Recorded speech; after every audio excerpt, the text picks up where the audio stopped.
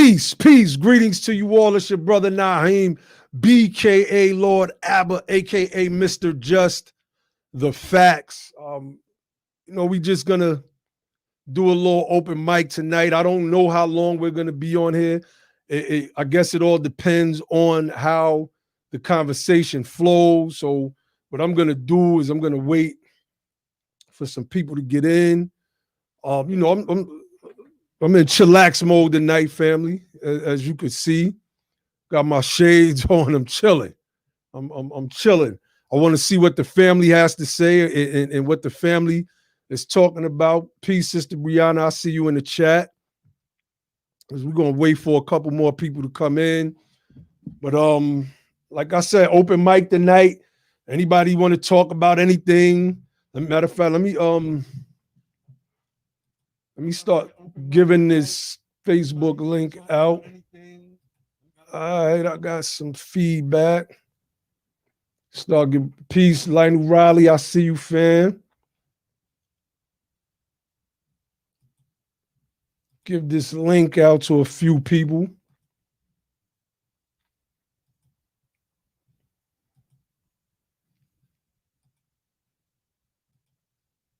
But in the meantime, in between time, make sure y'all hit that like button. Smash that like button. Share this out to the family. Let's build. And I want, as always, we want people to come through and maybe you got a gripe. Maybe you have a challenge. Maybe you have something that you want to add on to the discussion. I mean, let's get it. Let's get it. All right, let me see.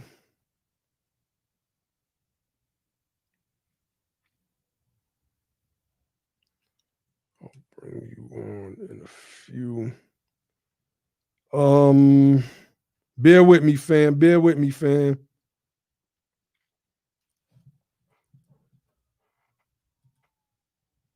All right. What's going on? Andre Boyce was good, bro. You know you could jump on as well. So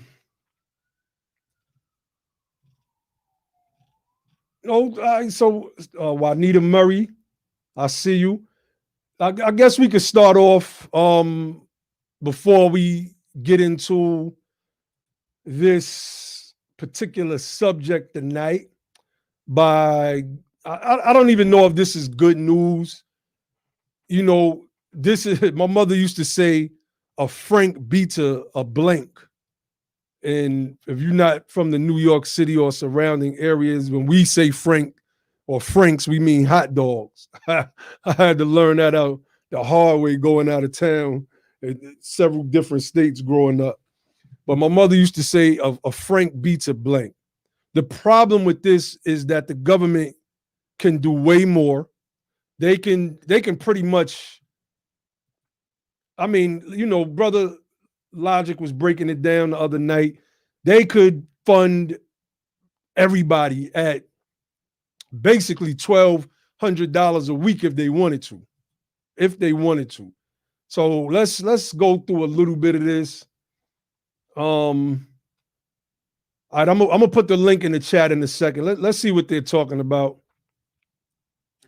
It says congressional leaders on Sunday reached a mammoth deal to fund the government and provide long-sought coronavirus relief as lawmakers race to wrap up their work for the year. The deal will tie a $1.4 trillion bill to fund the government until October 1st to roughly $900 billion in coronavirus aid. In order to give Congress time to process and finalize the agreement, it is expected to pass a one-day stopgap bill with the House to take up the agreement on Monday. Senate Majority Leader Mitch McConnell announced the deal from the Senate floor on Sunday night. Quote, for the information of all senators and more importantly for the American people, that's funny coming from Mitch. We can finally report what our nation has needed to hear for a very long time. More help is on the way. I mean, the funny thing is that Mitch is the one that's been holding it up since the summertime. He's the one that's been holding it up. He trying to implement the liability shield so that citizens who were harmed by the misinformation coming out of the Trump administration and the Republican Party alike and their donors, they wanted to make sure that regular American citizens, the American people that Mitch McConnell pretends to care about, wouldn't sue these companies for lying to them. Moments ago, in consultation with our committees, the 4 leaders of the Senate and the House finalized an agreement. It will be another major rescue package for the American people. So some of the details have come out. It's going to add $300 extra per week for unemployment. And as the article says, a pared down, basically half of what they sent out in the first stimulus package. Is so funny, and it shows just how backwards the country is, because the first stimulus package they passed was way more, and the virus wasn't as bad as it is now. Like they're talking about maybe 500,000 dead by the end of February. Maybe. And that may be a moderate estimate because, people they're just not caring about any mitigation insofar as masks are concerned. There's people that they don't even want to take the coronavirus test. It's a lot of stuff going on right now, and that's just crazy. And we have to be, we gotta be careful. We have to be careful. So anybody want to jump on? We can start this thing off early. I'm gonna put the link in the chat. I'm kind of in chill mode tonight. That's why I got my shades on. This is a signal, or me signifying that I'm in chill mode tonight. I guess it all depends on how the energy gets. I might take them off, But the link is in the chat. Anybody want to jump on? Like I said, maybe you have a gripe. Maybe you have something you want to get off your chest. Maybe there's a challenge to something that we've said here on Be the Power. Maybe you don't like something that happened a few months ago when a lot of stuff was happening. I don't know. Just jump on and let your voice be heard. No, don't shy away from the platform. This is what we do and Be the Power for. A part of it is so that we can engage and be interactive with our people, period. Because we, as we stress, need political unity more than anything. We don't have to unify around certain ideologies, whether they're religious or spiritual. I was watching a video by this brother named 19 Keys today, and he was talking about this myth of toxic masculinity. The problem with him talking about this myth of toxic masculinity is the fact that he ties it into politics. So his overall message was F politics. Then he got into toxic masculinity. In the science of logical fallacies, this is what's called poisoning the well, tainting the pool, because you start the message off with F politics. And then you start talking about the myth of toxic masculinity. I agree.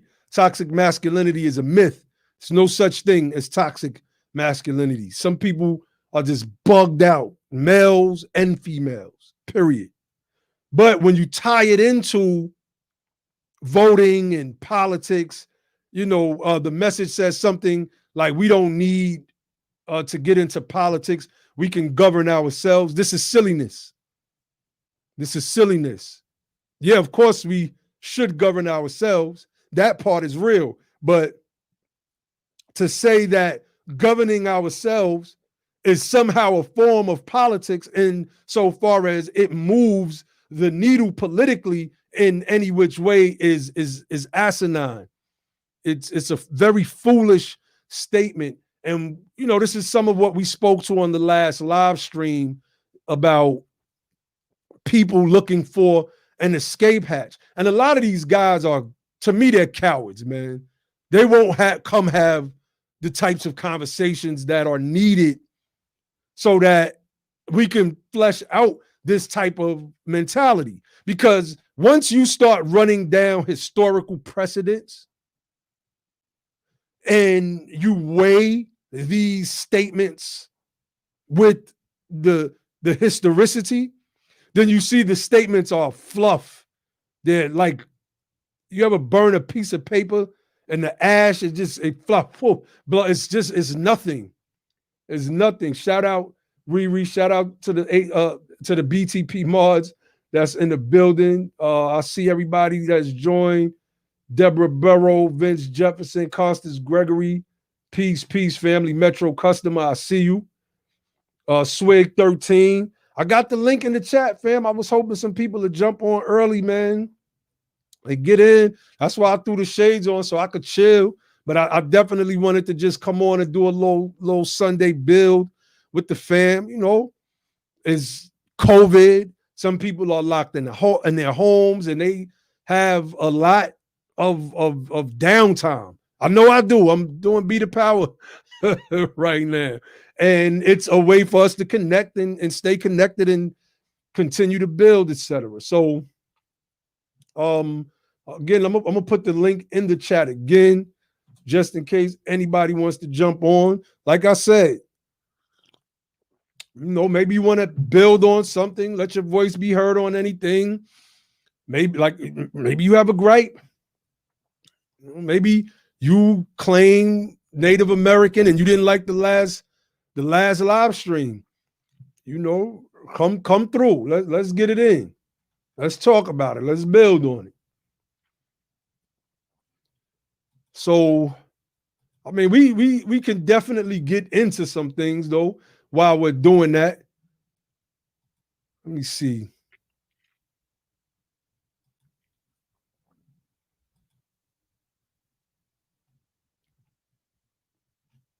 I have a program that I want to do on abortion soon as well. And I really want to get into population control. I want to talk about how, you know, these systems are in place for population control of our people. Okay, we got Dre, aka Beige Jesus. What's going on, fam? Nah, what's good, man? You can hear me? Because I'm in the Yeah, I middle of hear you. Manhattan, so all right, cool. Just stream y'all in my iPhone. But I'm just joined in early while I could, and I don't know what you actually want to discuss as far as on the open mic status. Um, I I'm mean, all we ears. I just was just building. listening to you. We just building, bro. That like I said, that's why I put the you know, I got my shades on tonight. I'm chilling. What you want to talk about, bro? Go in. Go in. Hold on one second. All right, so since I got my shades on too, Haha, that's what I'm um, talking about. The only dude, hold on. The only dude I know that be working out like in full jeans and like yo, I'm like, yo, dude be having on straight street clothes. I'm like, I can't even get comfortable like yo, that. I'm like, I started a trend. I started a trend in New York and LA, depending on where I'm at. Yo, dudes be like, yo, I ain't never seen nobody work out in jeans and jerseys. I be like, yo, when you yo, busy, you got to work out in wherever you got. Now, I'm not on a that's true. treadmill. I'm just lifting weights. Now, if I That's was true. sweating, that'd be a whole different issue. But nah, what I was saying. So I just want to drop this little anecdotal story. I was talking to one of Andre's angels yesterday out of Texas, Okay. Oh, wait, and hold on. she said something. Hold on. Give people a breakdown of what Andre's Angels is. That sounds interesting. Nah, she's one of the members of the Andre School of Financial Literacy and Polygamy Okay. Science, where we make Okay. women into women. But Okay. she said something interesting. So she gave me this whole ADOS breakdown. When I say ADOS, or I'm definitely gonna say FBA. That's just That's a whole different scam. But she said like, yo, she gave me the whole spill without being ADOS. So she basically says, yo, they come to our country, they take our lineage, they take our opportunities. I'm like, yeah, right, yeah.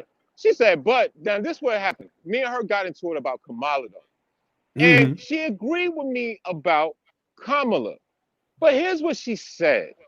She, after we talked about her political history, her overall character, and the fact that Kamala is a careerist, she says to me, but Andre, I'm a woman first. So I said, hold up. So you talk this ADOS thing, we talk this lineage thing, we talk this legacy thing, but you're a woman first. Does that, I said, okay, so what does that mean in totality? Because like you just said her political record is horrible. You Mm-hmm. said Joe Biden is a segregationist, a racist. But now you told me, and then you know it's funny, Naheem, she said, what she said to me, she was telling me like a couple of things that Trump did, because she works for NRG, so she's getting paper. So she was like, and then she said, but I just couldn't stand Trump, and I'm a woman first, and I wanted to see a woman in power. And I said, but Mm. what does that do? Right. So when I'm only telling the story to show like how much we're still fantastical, right? How much we're not past emotional politics. Like I told her, all they did was sell sleep to dreamers. That's it. All they Mm-hmm. did was say, "Oh, she wear Timbs this week. She's black. Oh, she's in a marching band with some little black kids. She's like, what are we talking about?" This woman literally said, she gave us the whole rundown. 400 years of slavery, redistribution. I understand all of that. Jim Crow. But I'm not going to do nothing with black people. No, no. Like, and then No. but then you're going to tell me, but I'm a woman first. It's just like Mm. that becomes like that. So we're so fractured. It's like Mm-hmm. that time me and you Mm-hmm. was on Garfield's show. I said the reason why ADOS is not divisive is because we already divided. Like we're already divided. So what can you divide that's something that's already fractured? We're already like just drawn out. We just don't know it. Because after she gave me, I'm talking about, bro, she had me on the phone for 2 hours and then said, but I had to vote for him because I'm a woman first. And I Mm. was like, you kept me up for 2 hours to tell me that? Like it's a dynamic thing how we never really learn our own lesson. We just repeat the same cycle over and over and over again. You know what I'm saying? Facts. Real I quick, we see got Unk Onk. jumped on, so I'm gonna We got mute my we got mic Onk. for a second. Definitely, we got Onk in the building. I had to mute him while you was talking. There was a little feedback coming through. Let me address what you just said real quick though, brother Dre, before we bring Onk on. And again, I'm gonna put this link in the chat. If y'all want to come on and have this conversation, let's go. Let's go, family. Come build. There's will be a lot of people that come through sometimes. They be talking a little slick, but they stay in the chat. Now is the opportunity for you to jump in the Lions Den and I don't know. I mean, see if you could battle with the Lions. Let's get it in. So, right, that statement, but I'm a woman first, right? This is the problem with racism itself in the United States of America. And it's hard to say classism in general because our experiences are more race-based in America than they are class-based. So for now, I'm gonna stick with race-based because it's something that is tangible to me. A white person might look out for another white person all because they're white. I've seen it. A black person may look out for another black person all because they're black. I've seen it. Mexican, Italian. I don't say it like that. I'm just being facetious. Italian is Italian, right?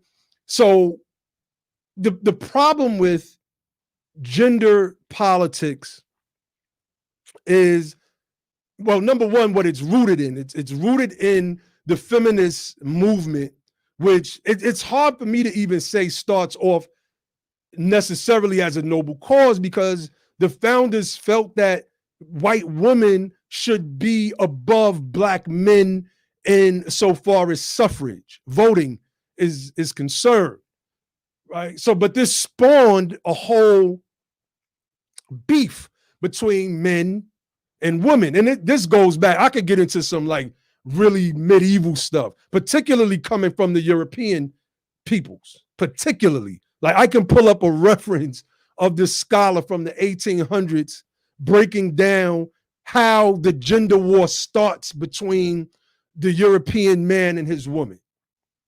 I can pull it. But anyway, I'm listening to Dr. Tommy Curry's The Man Not on Audible right now. And peace to everybody that's just joining. Herb Saint, Time Out, Trey Pound, ADOS. I don't know what that name is. I ain't gonna try to pronounce. But he spoke about, that's the basis of his book. The basis of that book is to debunk this myth of patriarchy, number one, and number two, give us an understanding of how Black men have been caught up in this or swept up in this myth, and how Black women are using the brooms and the dustpans, basically, right? If I could use a kind of cheap analogy. Now, he speaks about Sojourner Truth. Sojourner Truth is trying to fight for the right to vote. And she's joining the womanist, feminist movement. And she says something that's striking. She says that basically, why do Black men get the vote and not Black women? Black men don't do anything. It's the Black women who do the washing and the cleaning, et cetera, et cetera. So here we're able to pinpoint a lot of anti-Black man sentiment that comes from that time period. It's already anti-Black man sentiment. Basically, if you weren't a light-skinned butler that served in the house, 9 times out of 10, you were in the field. More women would be in the home of the former slave masters than the men would be, right? This is a fact. So in pinpointing Sojourner Truth's claim, we can see how Dr. Curry hones in on that point. And he starts bringing up all of these different, I guess we could call them psychological terms, because to me, that's what they are. Hegemonic masculinity and dealing with intersubjectivity on these types of matters, right?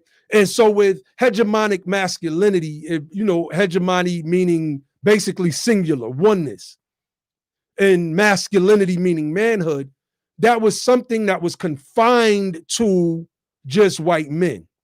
Obviously, when Black men got the right to vote, somehow he became a part of the patriarchy.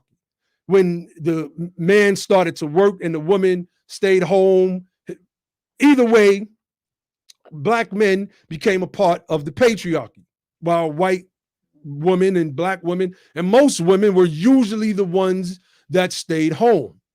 One of the things that Dr. Curry found in his research, and for those of you that y'all got to start reading, it's on Audible, it's on Kindle, or you could buy the physical copy. We're going to try to get the brother on this platform, The Man Not, Dr. Tommy Curry.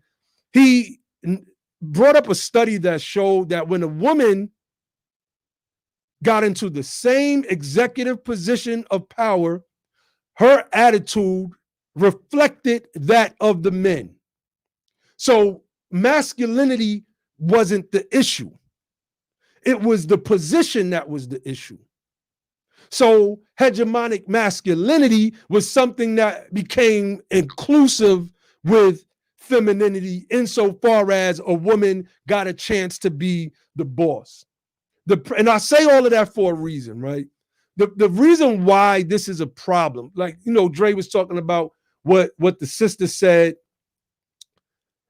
but she's a woman. In the same way, our people voted for Barack Obama because he was a black man, right? Is we are being separated along gender lines. They've already found every way to separate us from everything. Now they have isolated our women. Well, no, not our women. They've isolated us. They were always against us. The dominant societal power structure in the United States of America. Now you couple that with immigrants coming over who plug into whiteness. They become model citizens, right? The model citizen theory, because they plug into whiteness. They're able to access things that those of us who descend from the freedmen in America are not able to access for the most part. Just not. There's whole programs set up for people coming over. Like in Minnesota, they have programs set up for Somalians when they come over that they can plug into while we are poor and suffering. So now you isolate the men. You isolate masculinity because masculinity says, hold up, I'm not just voting for Joe Biden and Kamala Harris because I want to vote against Trump. Masculinity says I'm struggling as a man to put food on my table. And a large part of that is due to the fact that I had to sell drugs in the first place. And then instead of giving me the same help that the dominant society, quote unquote, white folk, white supremacy, is giving to the opioid users today, they didn't give that to the crackheads back in those days and made the jobs available. I got caught up in a bill passed by this man and Joe Biden. So hold up, let's pump the brakes on that. So when somebody like Ice Cube comes out and says, well, I'll talk to Trump because I'm trying to get something done for black people, the women largely went on the attack. The women, the homosexual, soft, sweet voiced dudes on social media, and the simp males that obviously get pats on their, like getting pats on their head from women. They went on the offensive against Ice Cube. They went on the offensive because he's a man that's not Billy Porter. He's not twirling around in a woman's dress. Like, we got to call this stuff how we see it, because this is an attack. This is an attack on our very sensibilities. What do you mean you had to vote for her just because she's a woman? She's crooked. She's twisted. She's foul. She already says she's not going to do anything for you at all. She said that. So, Brother Unc, what do you have to say to that, bro?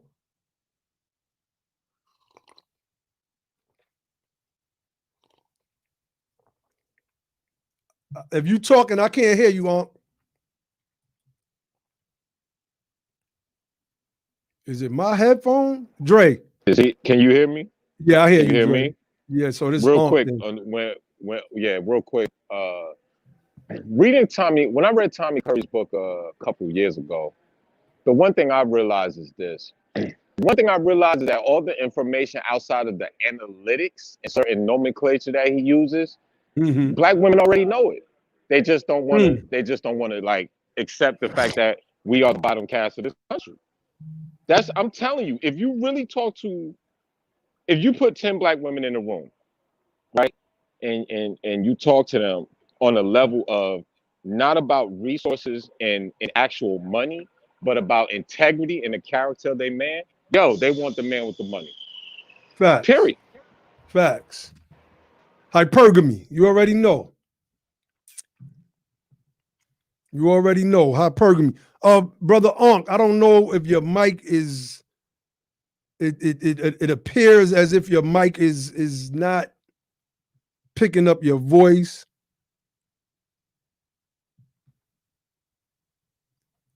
I'm trying to send this link out to some more people as well.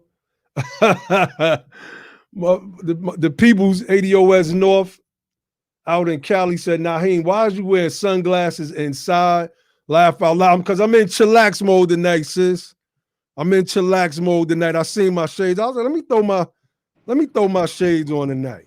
That's all. I'm trying to chill and let the people come through. What you said, Dre? Tell them style happens. That's all. Style Style happens. happens. Yeah. So I'm trying to send this link out to some more people. See if I can get some more people on. Shout out to everybody that's joining, man. Cynthia at the Yeme, DP. Who else? I seen a couple more people jump on here. Cleopatra Bell, Mr. Rambo 7, El Mahib, Islam more.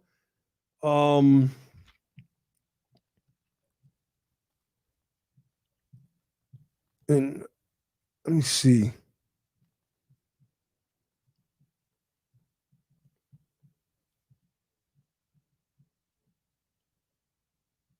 Brother Unc, what's going on, bro?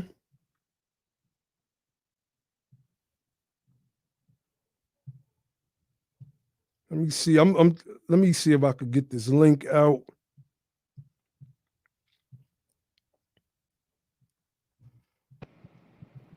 But yeah, while you send it out, like I said, if you read Tommy Curry's book, what he does is he gives you a layered dynamic of why we have been kind of like singled out as America's failure, right? There's an old saying that America's favorite drink is a white woman's tears, and you know we're usually the ones that's kind of like we're the ones that's usually kind of like the one that produce those tears, right? In as far as the narrative.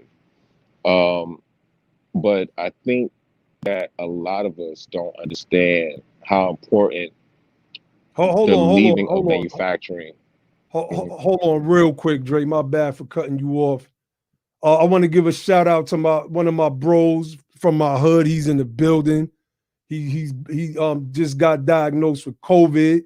Yo, shout out to you, big bro. I'm wishing you well and a full speedy recovery. A couple of my people got hit with COVID. One of my bros is in the hospital right now, battling it. So I just had to give a shout out to my fam and to my people from my hood. Yeah, go ahead, brother Dre.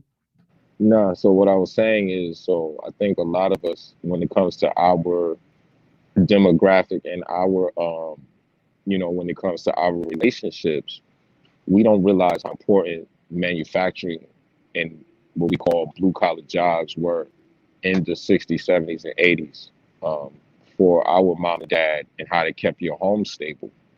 But now we live in a wild, wild west, right? Now it's you you're not even going to have the conversation if you can't provide for certain, for the other half. Like you're not even going to even be in the room. And I think we fail to um, be honest about that. You understand where I'm coming from? Oh yeah. Oh yeah. And that book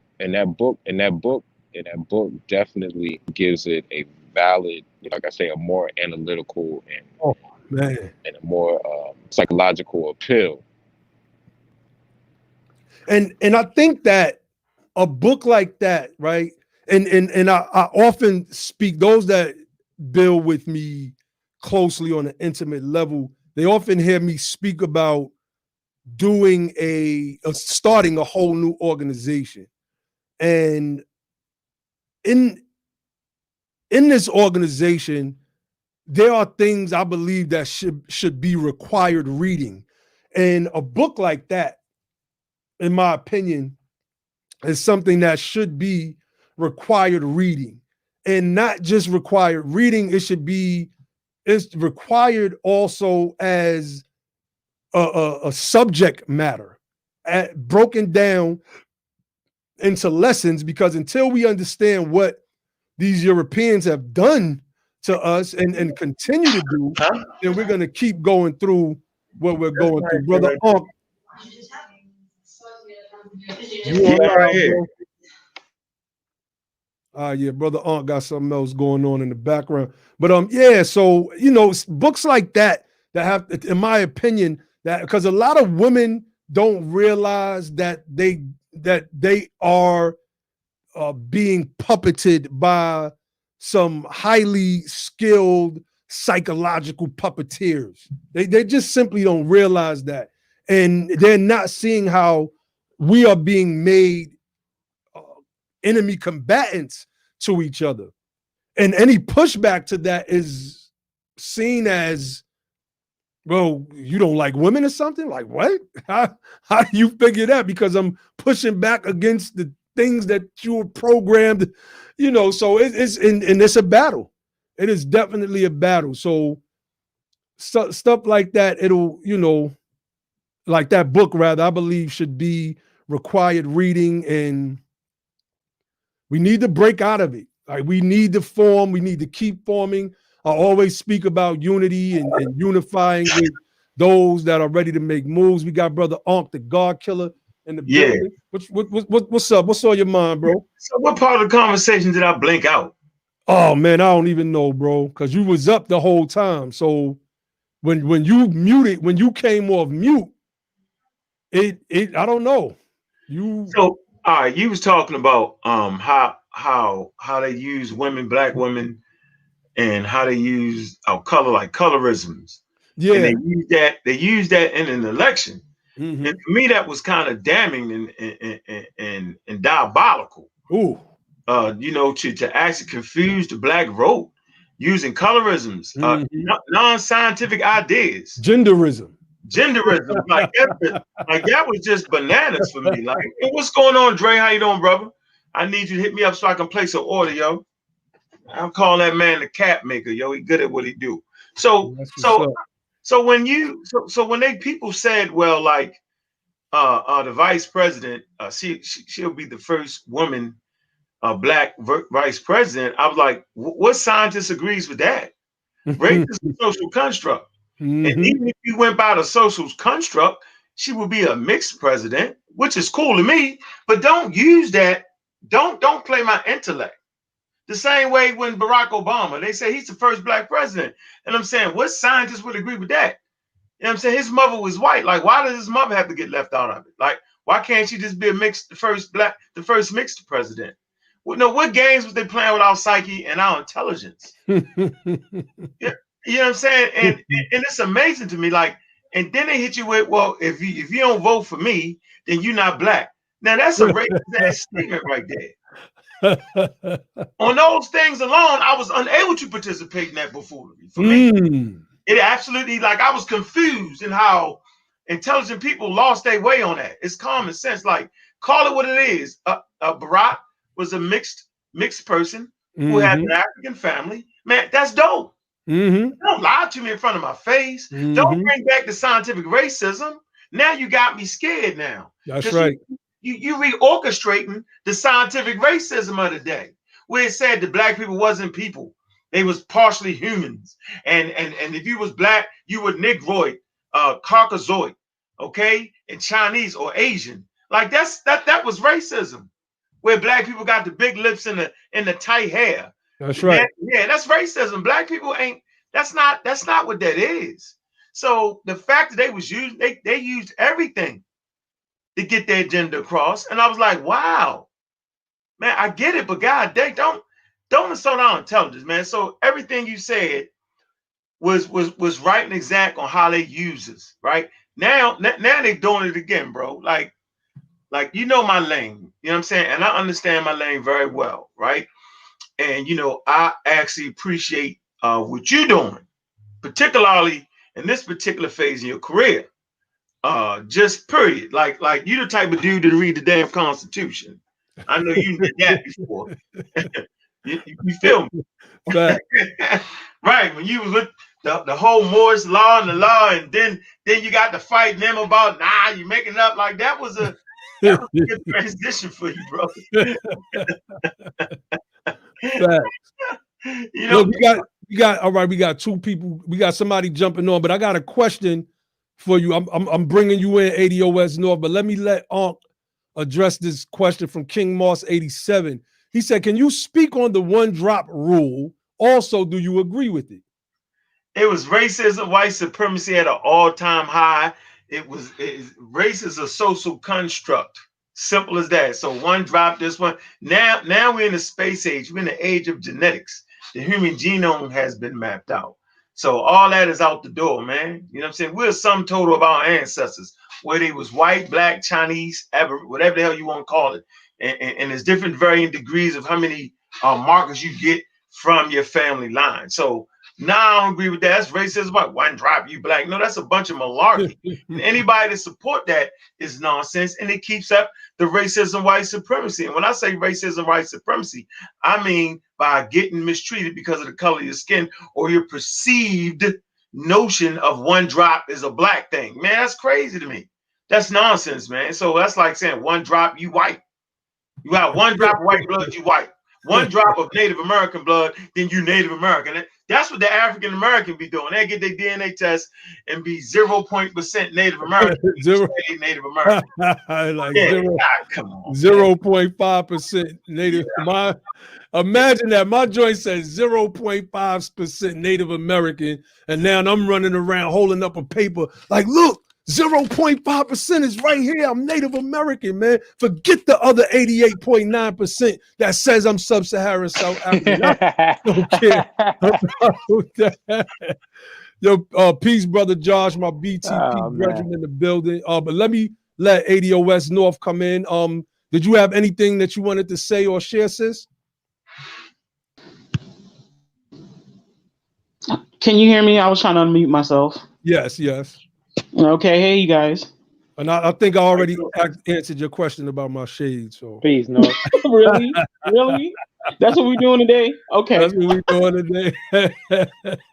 Okay, so I just wanted to talk about the show you guys had a couple of days ago about those I don't even know what to call those individuals who were in the chat and on your platform so far as the in terms of talking about being already in this country and being Native American when it was, I mean, it was a clear case of I think it was a real clear case of these people not understanding that you were a slave of Native Americans and that they weren't mating with you like that, that they used you for just that, for be a slave, period. That's right. That's right. So I'm bringing this up again because I want everybody to understand that those individuals, they have an issue with reality. That's what it is. They live in a lot of delusion. You understand what I'm saying? So the thing about it is that talking to them is really futile. You understand what if you get what I'm saying? Oh no, sometimes you have to just talk at people. Every once in a blue, you just have to talk at people because they're gonna either take it or not. And I feel you. I absolutely feel you. I absolutely feel you. So with that being said, if the delusion piece of their mindset is not dealt with, they can't do anything politically. They can't do anything far as the conversation with reparations and who they even are really as ADOS. So if they don't recognize what situation that they're living in because they'd rather live in delusion, then you can't speak to them about anything else because it's not going to make sense to them because that piece of delusion is in their mind.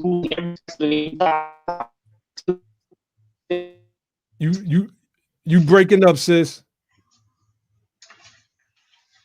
On the road by. Yeah, we lost. Just if you can hear us, we can't hear you. But keep trying to say something until we can hear you. Somebody gotta go out and come back in. Yeah. So I'm gonna say this, right?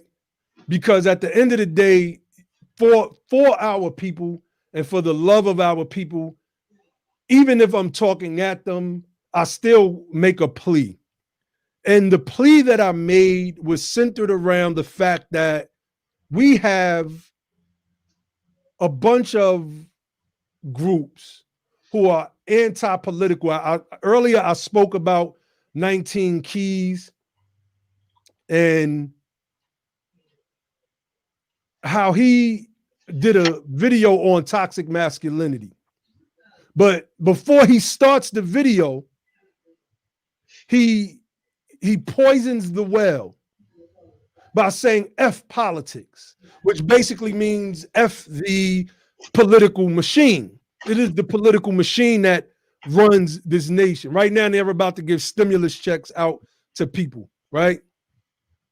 The government is about to do that. I can't get stimulus checks from a 19 Keys or from the organization that he's a part of, the Nation of Islam.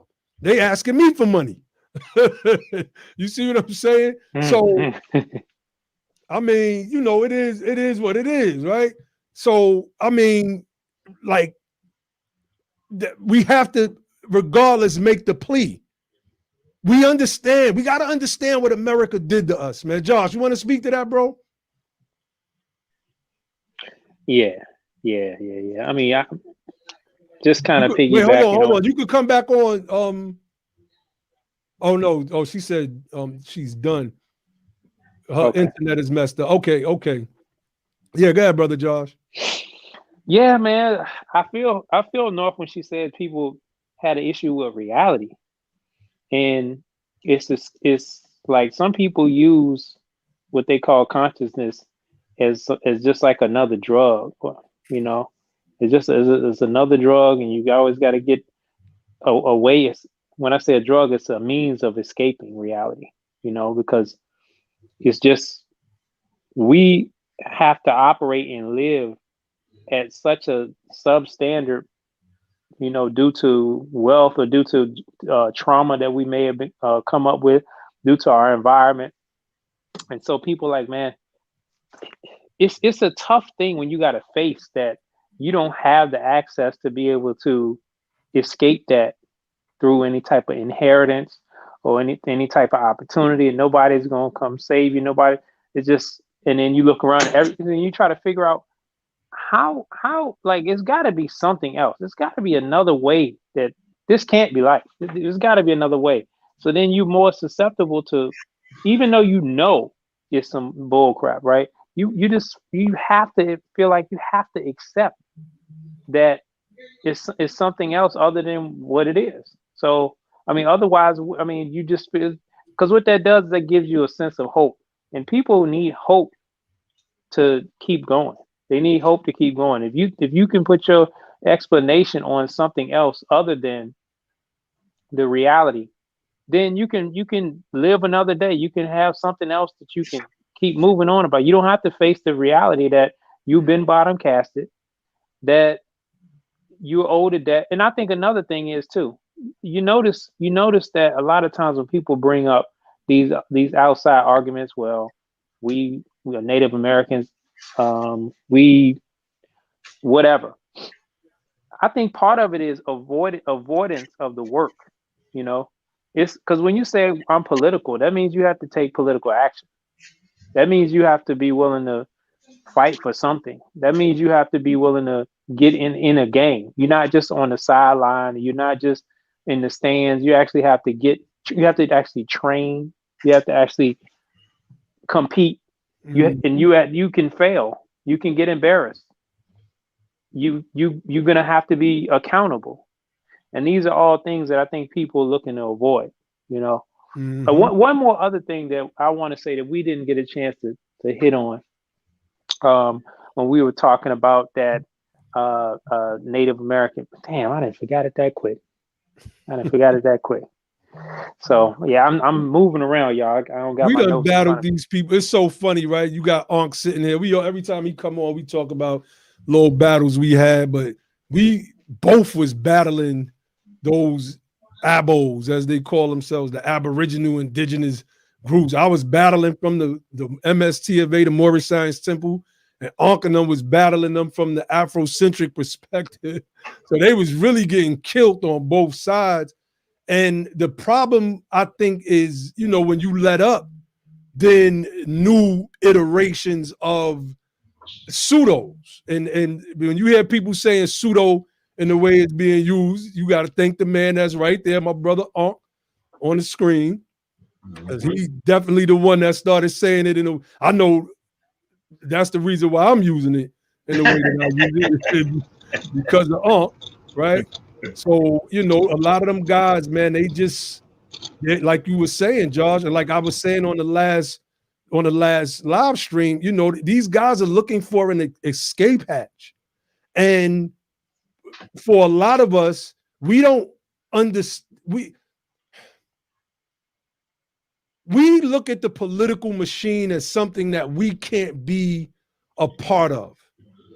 And so because we believe that, we try to step on it. We think like that. And I got to keep bringing up this 19 Keys guy with the $300 headbands because, like, to me, yeah, this dude had like $300 headbands. You know the caps Elijah Muhammad used to wear? My man selling headbands like that. I know I've seen him on a website he had for like $300. I was like, damn. You know, a lot of these guys, they be capitalists. You know, a lot of them guys they will forget reparations, pull yourself up by your own bootstraps because they don't want to give the appearance that the majority of our people are poor, that they have just enough money to buy whatever product that they're pushing. This is what I peeped. And I had to go in one time on Polite, on Sinetta platform. You know, once the numbers start coming out, you know, you could say, ain't nothing you could say to them numbers at all. Let me say something real quick, man. Can you hear me? Yeah, I hear you, bro. We in that situation. And you spoke of pseudoscience, right? And pseudo. Now, what I need to do was I wanted to label a certain type of information that was flourishing in our community and not allowing brothers like yourself and me to actually put forth scholarship and actually debate in that manner using scholarly critique. Okay, so the pseudoscientists would come in with all kind of off the wall backward stuff and, you know, and just make us look crazy even having conversations with them. So I really wanted to show people just what the real conversation is. The real conversation is understanding the political arm in your community, understand politics on a whole, on the greater whole, because you are affected by politics and you should know and understand politics, at least in a general manner. You know, understanding what the Senate is and how it's important to control the Senate if you want to get certain measures passed. This is essential for African American living in the new world. It's just essential. And scientific literacy is essential. And scientific literacy, watch this, bro. It encompasses politics, your political affairs, understanding your money. All this encompasses scientific literacy, understanding your natural world. See, understanding your natural world kind of keeps you in reality. And so when we up against it, and globally, human beings are up against it right now, in case you didn't know. They're up against it. And both sides are trying to use the coronavirus against us. But once you have understanding of what it is and what it ain't, you know what I'm saying? You don't let one side promote fear over the other or vice versa. Because you understand what it is, you understand how effective nature is in this particular virus in getting people infected. Right? You understand that. And then you understand the measures and the means to actually slow that down, like mask wearing. But then you get people that political sides. Mask wearing, where you Democrats say wear a mask, Republicans say no, and it's a back and forth. But once you understand science, you can determine which side is making more sense for you and your family. And so, you know, I was listening to the show the other day, and one of your brothers was talking, and he was making a point that he wasn't an anti-vaxxer, right? But his whole thing was that they made it too fast. And so the circles that we travel in, you understand that they don't make it too fast. Like what? Every 3 minutes a Ford is built coming off an assembly line. You would never say that damn Ford was made too fast. Why are they making them that quick? They're going to kill us if we get in there. They make them too quick. Because if you go back far enough, how long did it take to produce a car? I mean, okay. That's an excellent point. Right? That's so what I'm telling you is human beings, based off of the new ecological niches that human beings are encroaching in, we're encroaching into animals' ecology. We living in too close proximity. Based off of 7.5 billion people living in the earth, cities are very crowded. Rural areas are very crowded. So this gives my fault, actually being able to travel to China in a plane in one day, in Africa. Okay, this is caused a problem.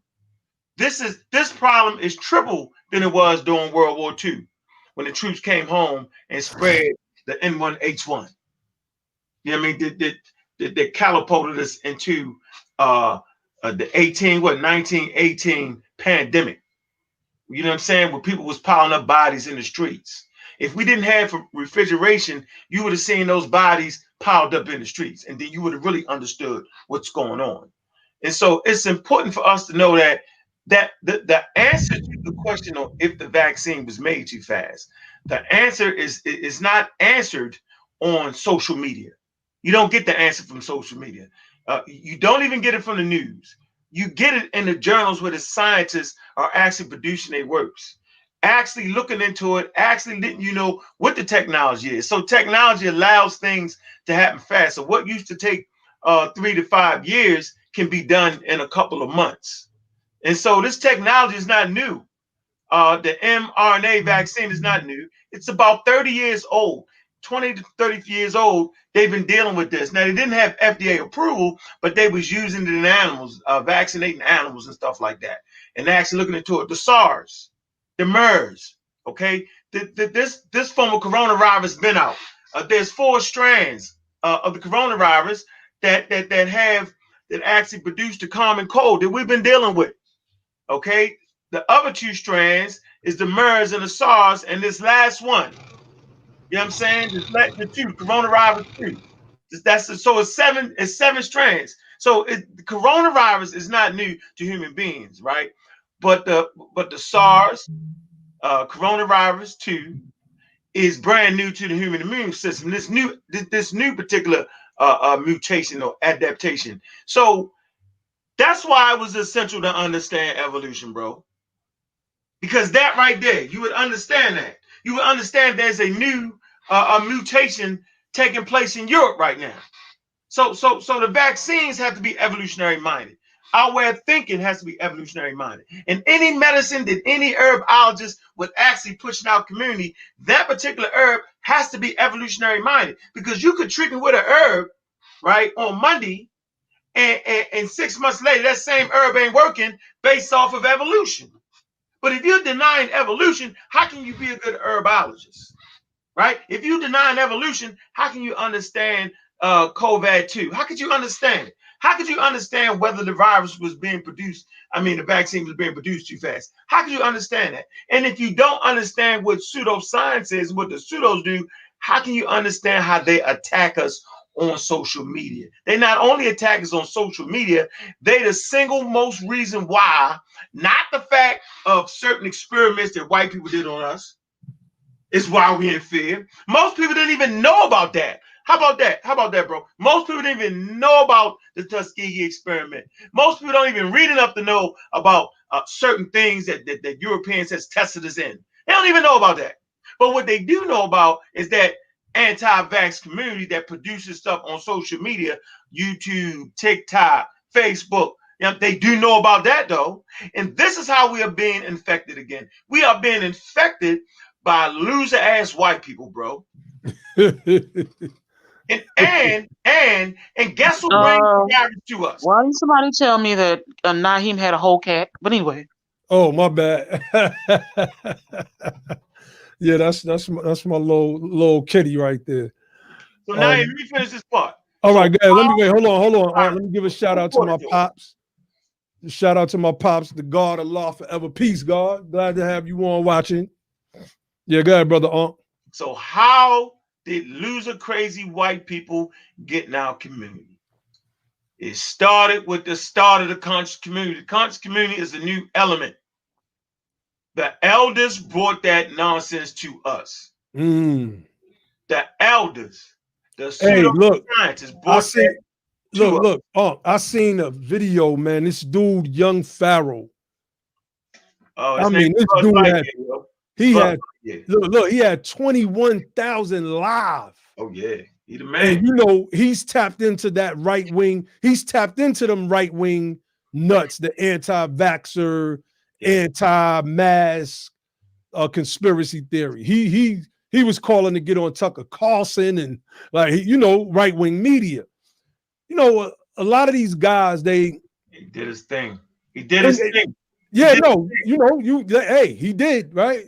But imagine if you get the right information and you spread that. Like, another element of this thing is the ego that comes along with, because he kept making that claim. I'm one of the smartest guys ever. Can't nobody mess with me. And I'm sitting there watching like, really? Like, dude, you ducked all of my requests for a debate. You blocked every last one of my pages when I was trying to holler at you during your lives. I was like, okay, I'll try another page. This is Lord Albert. Let's have the debate. Block. This is Lord Albert. Like, stop it, dude. Because you know that you would get smoked, right? I mean, talking about, go ahead, Norm. I mean, talking about this young Pharaoh person. I mean, I've only seen him a couple of times, and from what I've seen of this individual, he's nothing to be proud of. I wouldn't even bring him up. This person is what you call a complete idiot, and the fact that anybody is listening to him, and that there's 21,000. What did you say? 21,000 people that were on his live. You said? Yeah. Is that correct? Yeah. So if that's correct, then that says something about just people and just people, period, about what level that they're dealing on so far as intelligence. The fact that you would prefer anything that is non-serious. You would prefer anything, but anything that's really going to help you understand what the hell you're living in. I'm not talking about white America, because white America knows exactly what the hell they're doing and what's going on. But I'm talking about ADOS people. Because if that's what you prefer to get yourself involved in, then you have a serious ass problem. And I'm going on mute. Yeah, you know, look, one of the things that I do, right, when I deal with our people, I try to deal with the trauma first.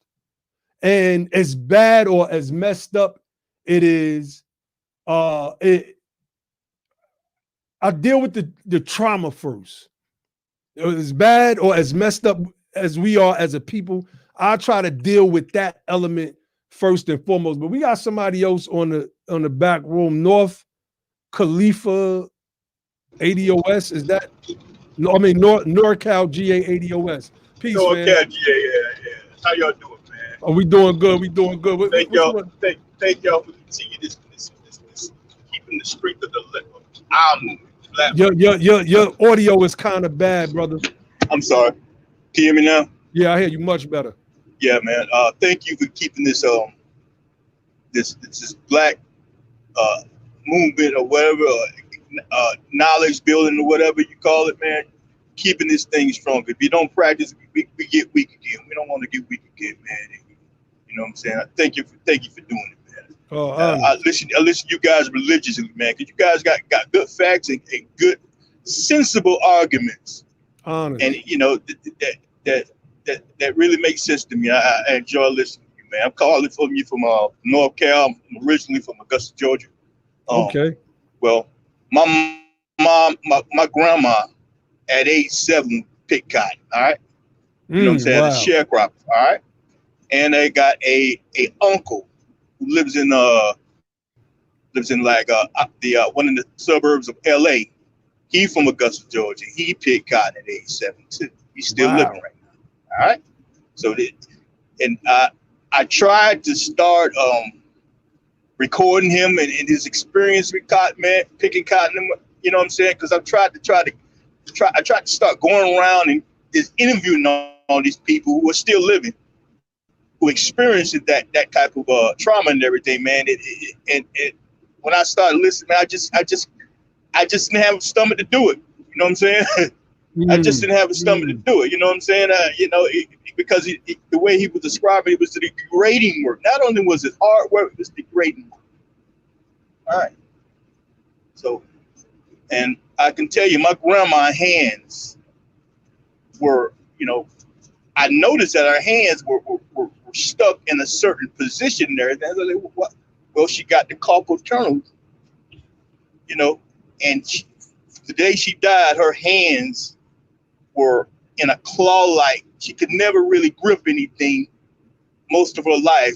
She always had to claw it. She never could make a fist with her hands for the rest of her life and everything. Wow. You know what I'm saying? Yeah. Wow. That's how degrading that is, man. Wow. Well, look, Yeah.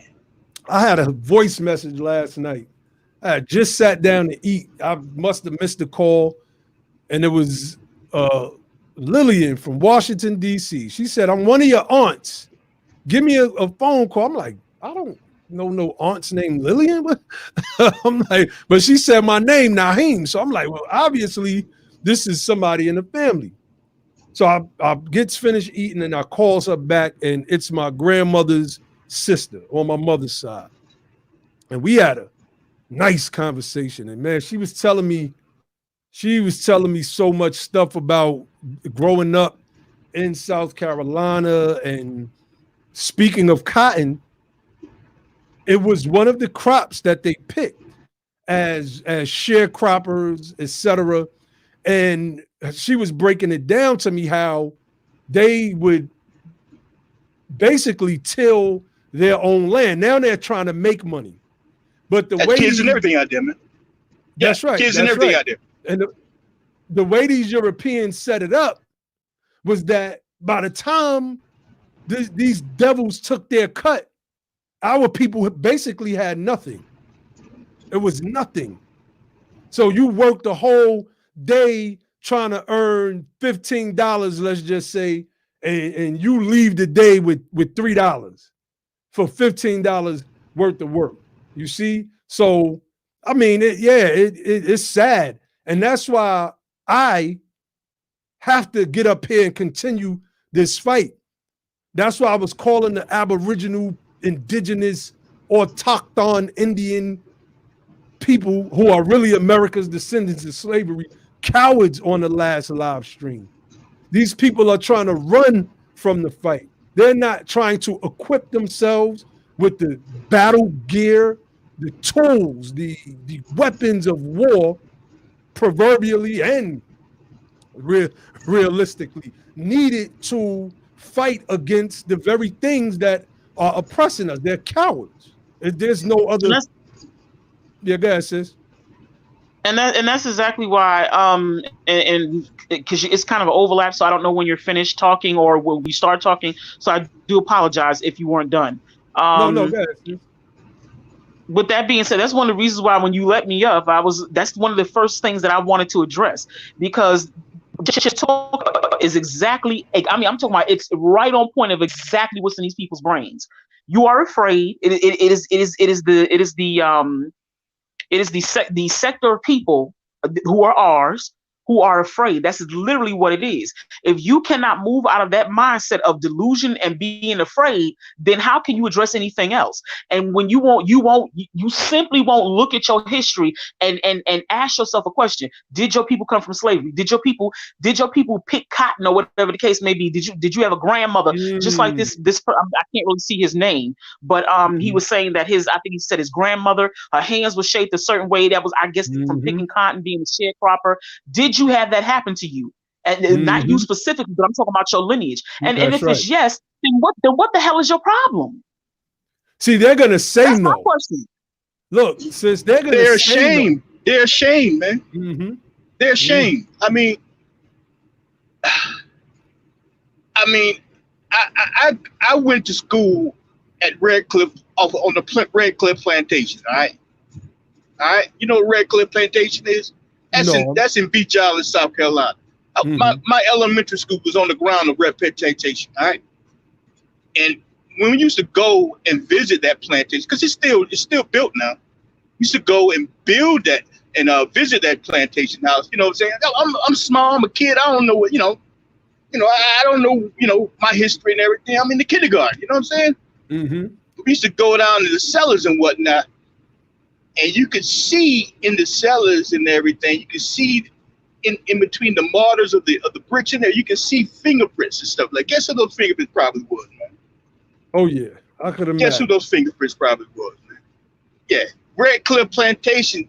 You ever seen the movie Gone in the Wind? That's the same. That's the house. That's Red Cliff Plantation. Oh, that's wow. Charlotte O'Hara's house right there. That's what Red Cliff Plantation look. That's where they filmed that movie at, man. Wow. Yeah. So that's how black I am. You know, man. I don't think you get no blacker than people. But check you this ain't out. trying to run from You ain't trying to run from your history. You're Hell embracing it. no. Hell no, man. You Man, ain't trying to run from it. You ain't trying to hide. And you ain't no, trying to run man. from the They fight can't break to us, get bro. justice for it. They can't break us. You can't break us, man. That's right. Man, you can't break us. You know where I come from? You know people I come from, bro? Man, come on, man. We saw compared to what they was, man. We saw. But I'm gonna tell you this, right? Nation of Islam.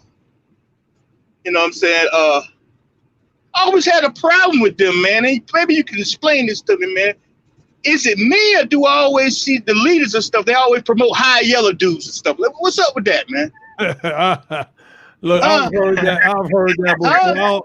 What's up I with don't that, know if man? that's something I want to necessarily get into. And you know, But I've heard that before. but they're all a part of it. I think. I feel deep down inside that they're part of this infrastructure that we're feeding upon our oppression now. No, right? don't get me wrong. I agree with that. All right, Yeah. all right, Say that again, all bro. right. Hey, bro, say that again. Say I that think again they're real quick. part of this sea urchin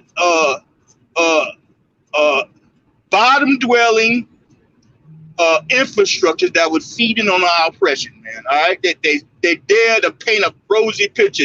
We know who the enemy. You know what your problem is. Come get with us. Come spend your money with us.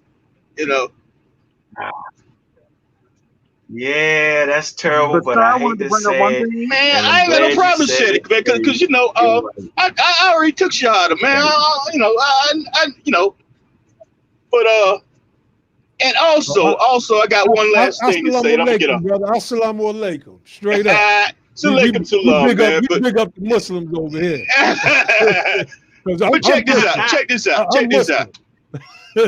But check this out, though. We're at a position. We're at a gulf in history, man. Mm-hmm. It's the fall of this capitalism / colonizing system that was based in Europe, it spread across the world, conquered a lot of people. That system is falling and everything. That infrastructure, that money making mechanism that they depended on to keep us enslaved, that thing is falling. All right. And you got all these people that were feeding on the shark or sea urchin or riding on the whale or whatnot. You know, they looking dazed like, hey, you know, when this whale falls to the bottom of the sea, man, where's gonna leave me? They looking like they dazed. That's what I think a lot of these people are faced with. They see the end is coming, and instead of coming up with an original plan to compensate for this melee that's going to take place, they looking dazed. They've learned to base everything on this particular situation running into perpetuation. You know what I'm saying? And when that dependency is taken away from them, they don't have anything else.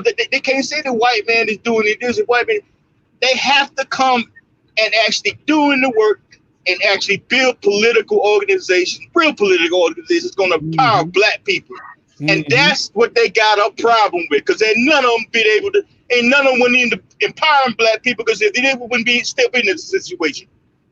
All right, that's what I think about it, man. Right. Thank y'all for doing this, man. I'm still listening. Definitely, brother Josh. You was trying to say something.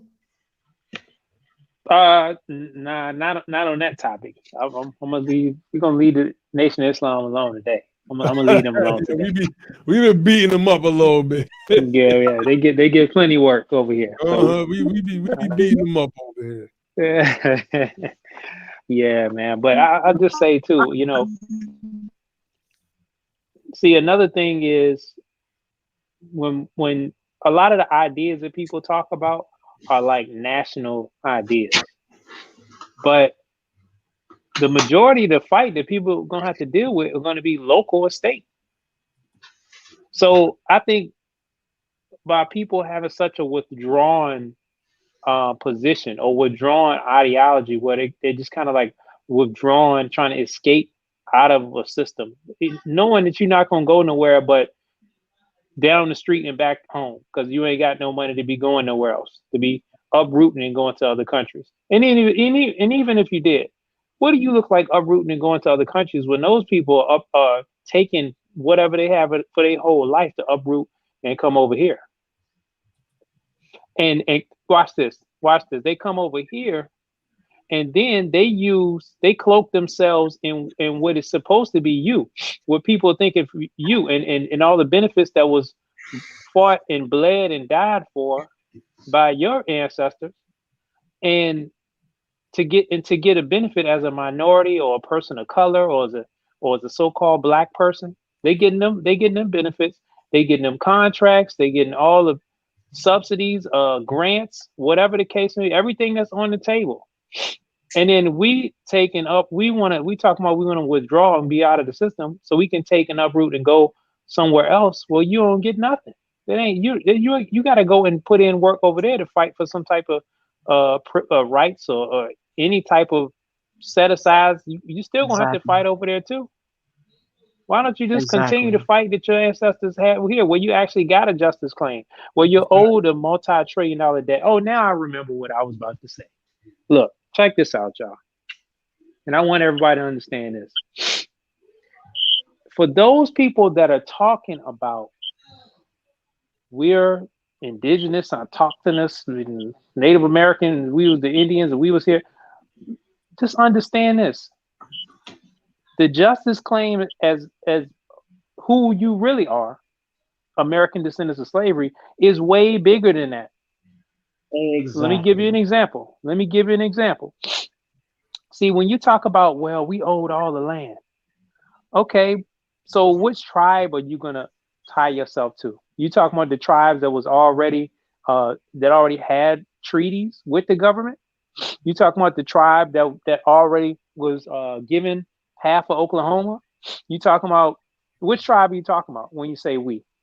See, because what you got to understand is the debt that we're owed is not the same type of debt that may be owed to some various tribes. See, the debt that's owed to us is a debt that's well quantified. We already done the research. The debt, if you want to say you was a Native American, well, you may owe a debt to ADOS, depending on which tribe you're gonna associate yourself with retroactively. You may owe us a debt. You know what I'm saying? For example, a lot. I think, I don't know if it was Cherokee or Choctaw, but one of those, when they were in, I want to say when they were in the height of their cotton production, they had the same rate of slave ownership as the state of Tennessee. 25% of families own slaves. So are you saying you want to align yourself with those tribes as being a Native American person? You want to say that, and now what sense does it make to do that? And here's what I want you to understand. Well, if you say, well, all the land is ours as Native Americans. Okay.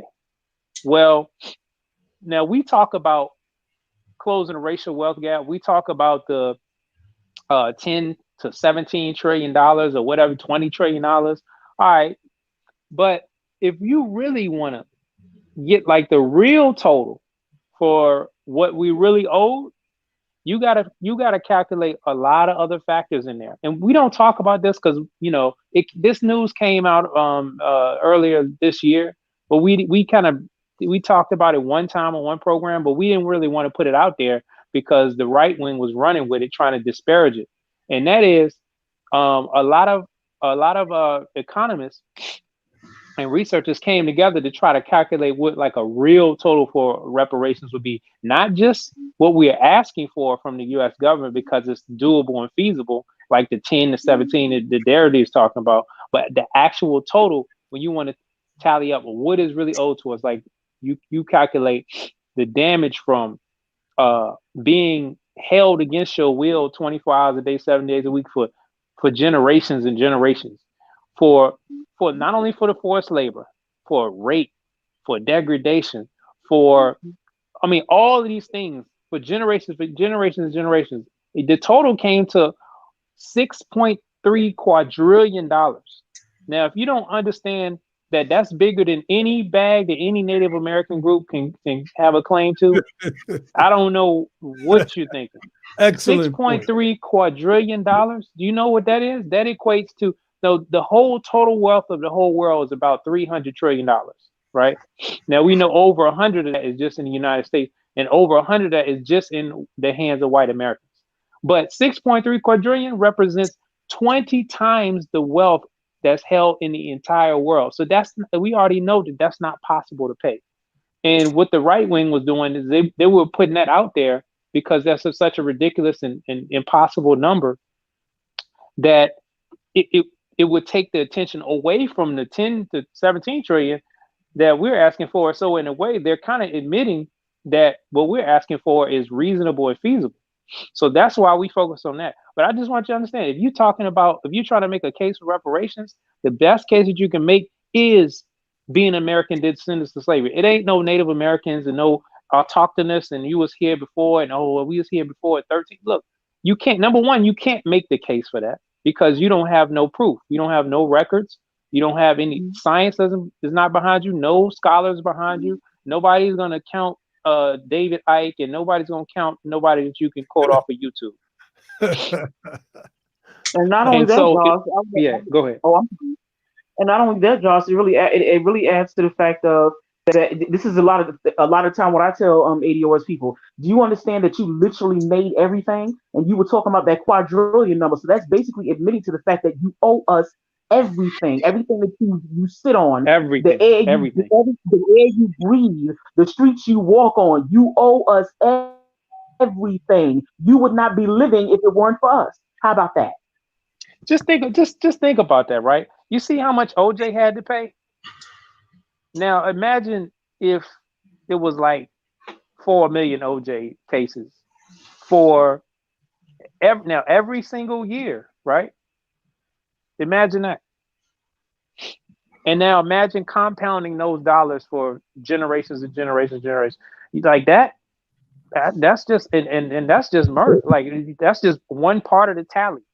So it's not hard to understand. And I would love to, I'm going to find how I can get that report because I would love to break it down just to see how they came up with that number. But it's not hard to reason to understand that number is a number that makes sense. So yeah, I don't know what y'all doing talking about Native Americans. The bag is ADOS. That's the ADOS reparations bag is the biggest bag. Period. Well, Josh, can you do me a favor, please, Mr. Josh? What's up? Can you please allow those brothers and sisters to think they Native Americans? Can you let them make their choice?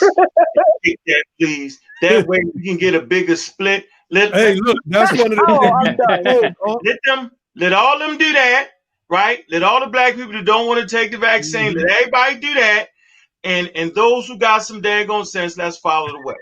Like, I'm not mad at y'all, man. I'm not y'all not take the vaccine. Matter of fact, I'm not tripping that 40% of black people are not going to take the vaccine. And I'm definitely not tripping that you got a lot of people now thinking they Native Americans. I think it's funny. It'd be more money for my generations after me. I appreciate y'all right to fight for me. Hey, look, we proposed the waiver on for anybody who is an American descendant of slavery that do not want their share of the debt that is owed to them to sign that waiver, and that money go in the pot and get distributed back to to everybody else. Sign a waiver. That's all you have to do. I appreciate that, and I really do. I do, man. Don't wear a mask. If you don't want to wear a mask, don't worry about it. We good. Don't worry about it, yo. It ain't real. It ain't real.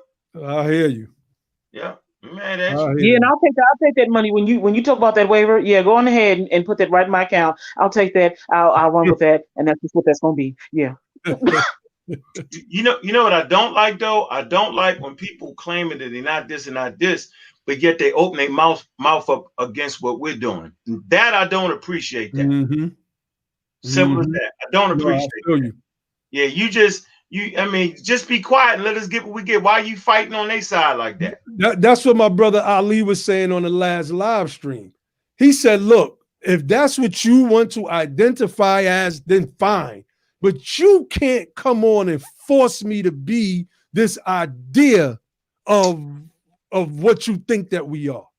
You can't force that. So we was calling it the tribe of we, meaning we all are Native Americans. 98% of all African American, so-called black people in America are in fact Native Americans. That's the tribe of we. but that's okay. terrible though, right? Like at a certain point, you gotta you fighting, and this the problem with the Nation of Islam. I can say something about them. God damn it, they fight like they was back in the 60s before man Sputnik. That's the Russians put a man into space. They fight like that. You can't keep fighting like that. We got. Not only did they put a man in space, China then went back to the moon. While these particular people, how about they ain't did it? Okay, so you know what I'm saying? Like they keep saying the vaccine ain't safe. They fucking did it. Say what you want to say. Oh, it ain't safe. It ain't safe. I know, but they did it. So my question is, what is the Native American black people, what is the Nation of Islam going to give us in place of the vaccine? That's all I want to hear. Don't talk me to death about how it ain't safe, how this lady fainted. Because first of all, whenever you see that happen, whenever you see a hospital stop one of their trials or stop you out, that means science is working, bro. That's what science is for, to let you know the good parts and the bad parts. It's working. That's the point. What in the hell does the Nation of Islam have to offer to the black community that's going to slow down the virus? If you don't have nothing to give me that actually work, hold on. If you don't have something to give me that has actually been tested by independent scientists, governmental scientists, and international scientists, then why are you doing that to us? Just go in your little corner, take your little bark, root, tree, herb, and live happily ever after. And just don't promote that to our community, man. Yeah, because look, let me say this, right? If you're not going to take the vaccine, that's fine. Nobody's going to force you to take the vaccine. It's your prerogative, right? My children didn't get vaccinated. And, you know, I had my reasons because I was into those conspiracy theories back in the days. I said I was going to take the flu shot this year. I didn't take it because it's the lingering effect of me still holding on, right? So, but what I'm not going to do is I'm not going to get up here and point out the one or two instances where the flu shot had adverse negative effects on somebody and then try to paint the broad picture, because that flu shot may have that flu shot may have saved somebody's life, because people do die from influenza every single year. A lot of people, right? So you're right. People shouldn't try to make what they're doing is they're making content out of the politicized nature of this vaccine. And not, if you don't want the vaccine, that's fine. Nobody's not going to argue with you about not getting the vaccine. That's not the case. Don't try to come out, use a whole bunch of pseudoscience, then you have no remedy. Like, I know people that are sick right now, and I know people that have died from COVID-19. You can't tell me they were just gonna die anyway. That can't be the comeback. No, they was just gonna die anyway, bro. They was gonna be sick in the hospital with a cough that or damn near uncontrollable cough for 2 weeks anyway, bro. Really? Before COVID? They was gonna, come on, man. That stuff makes absolutely no sense to me. None. Zero. Okay, so I wanted to go a couple of steps back. That you had someone, I forget the person you had up here, but I think you were talking about the dynamics between ADOS men and women and things of that sort. Mm-hmm. I don't quote me on this. I can't remember exactly what he said verbatim, but he was saying something to the fact of ADOS women are going to choose, over, I guess, principle, this thought of what principles or morals are over, they're going to choose somebody with money instead. And I didn't agree with that whatsoever. I don't, again, I'm just not for, and I want to say this, I'm just not for the back and forth between ADOS men. And I'm gonna say this, and this person knows who I'm talking about. I told him, I said, look, do you understand that most of these people that are having these gender wars and these fights and all of this bullshit, they're not even ADOS people? I said, not only that, they want to make it as if it's ADOS women that are saying all these things about ADOS men, which I know for a fact is just not the case. You'll find oftentimes that there'll be an African or West Indian, not to put those people down or whatever the case may be. I'm not saying they're all like that, but oftentimes they're not in this particular fight, if you want to call it that, because it's complete bullshit. It's usually African women or West Indian women that are saying this mess. And if you just go research them and find out who they are, if they're not a complete troll, you'll find out that's what it is. It's not even us. It's not even us that are rendering these thoughts or talking like this. You know what I'm saying? Indeed. Let me Brother Drake jump back on. Yeah. Because listen, man. Because please don't address me like that, because I didn't disrespect you. I didn't know what your name was, and if I didn't know what your name was, I apologize by that. But I don't have those thoughts, and the people that I know don't have those thoughts from what I've seen. You know what I mean? So please don't. Anyone that's educated, I don't know where that energy is coming from, but anyone that's educated don't speak in absolutes. I would never say all. Okay. So that's number one.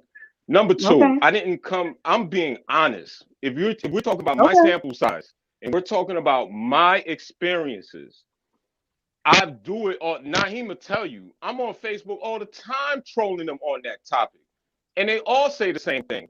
Now, do we understand the elitism of continental Africans? Of course. Do I understand the elitism of Haitians that come to this country? Of course.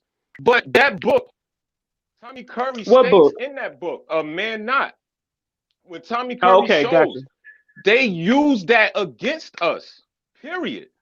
And it's our sisters, our lineage, our legacy that plays off that too. It's because it is a literal unilateral ignorance that is being transposed upon people. What I said was the truth. If you look at my mom and dad, or maybe your mom and dad, maybe Naheem's or whoever, Josh's, manufacturing and blue collar jobs sustained the African American community through the 60s, 70s, and 80s, where you had the two-parent home, right? Where you had the nuclear family. That was starting to take away. It has become every man for himself. And this is where you got the whole culture. And I would never disagree with that. That's what I said, though. You know what I'm saying? So I would never disagree. I would never disagree with the fact of because again, you're talking about a totally different time. Correct. You're right in that fact. That's a totally different time. So far as it becoming a man, every man for himself. Yes, that's right. Because we were left with our generation. I don't know if you're older Gen X or younger Gen X or millennial. I don't know what you are. I have no idea. But so far as those particular generations after boomers, yeah, we don't have shit. I'm not gonna sit there and dispute that you wrong on that because you ain't. That's all I was saying. That's all I was saying. If you put these, I've had arguments with, I had a woman jump in some group and say, and I'm not going to use the vulgar language she used, but she was like, she had a t-shirt on that said, yo no hablo F-boy. And then I said, well, what constitutes an F-boy? And then you look at what an F-boy is literally just a broke black man. I said, man, that's 80% of us. So it's like, I tell black women all the time, you think a man in his 30s want to be in front of the liquor store singing malt liquor commercials, or you think there's just no opportunities for him to really ingratiate himself? Even with that, I don't even like the connotation of that.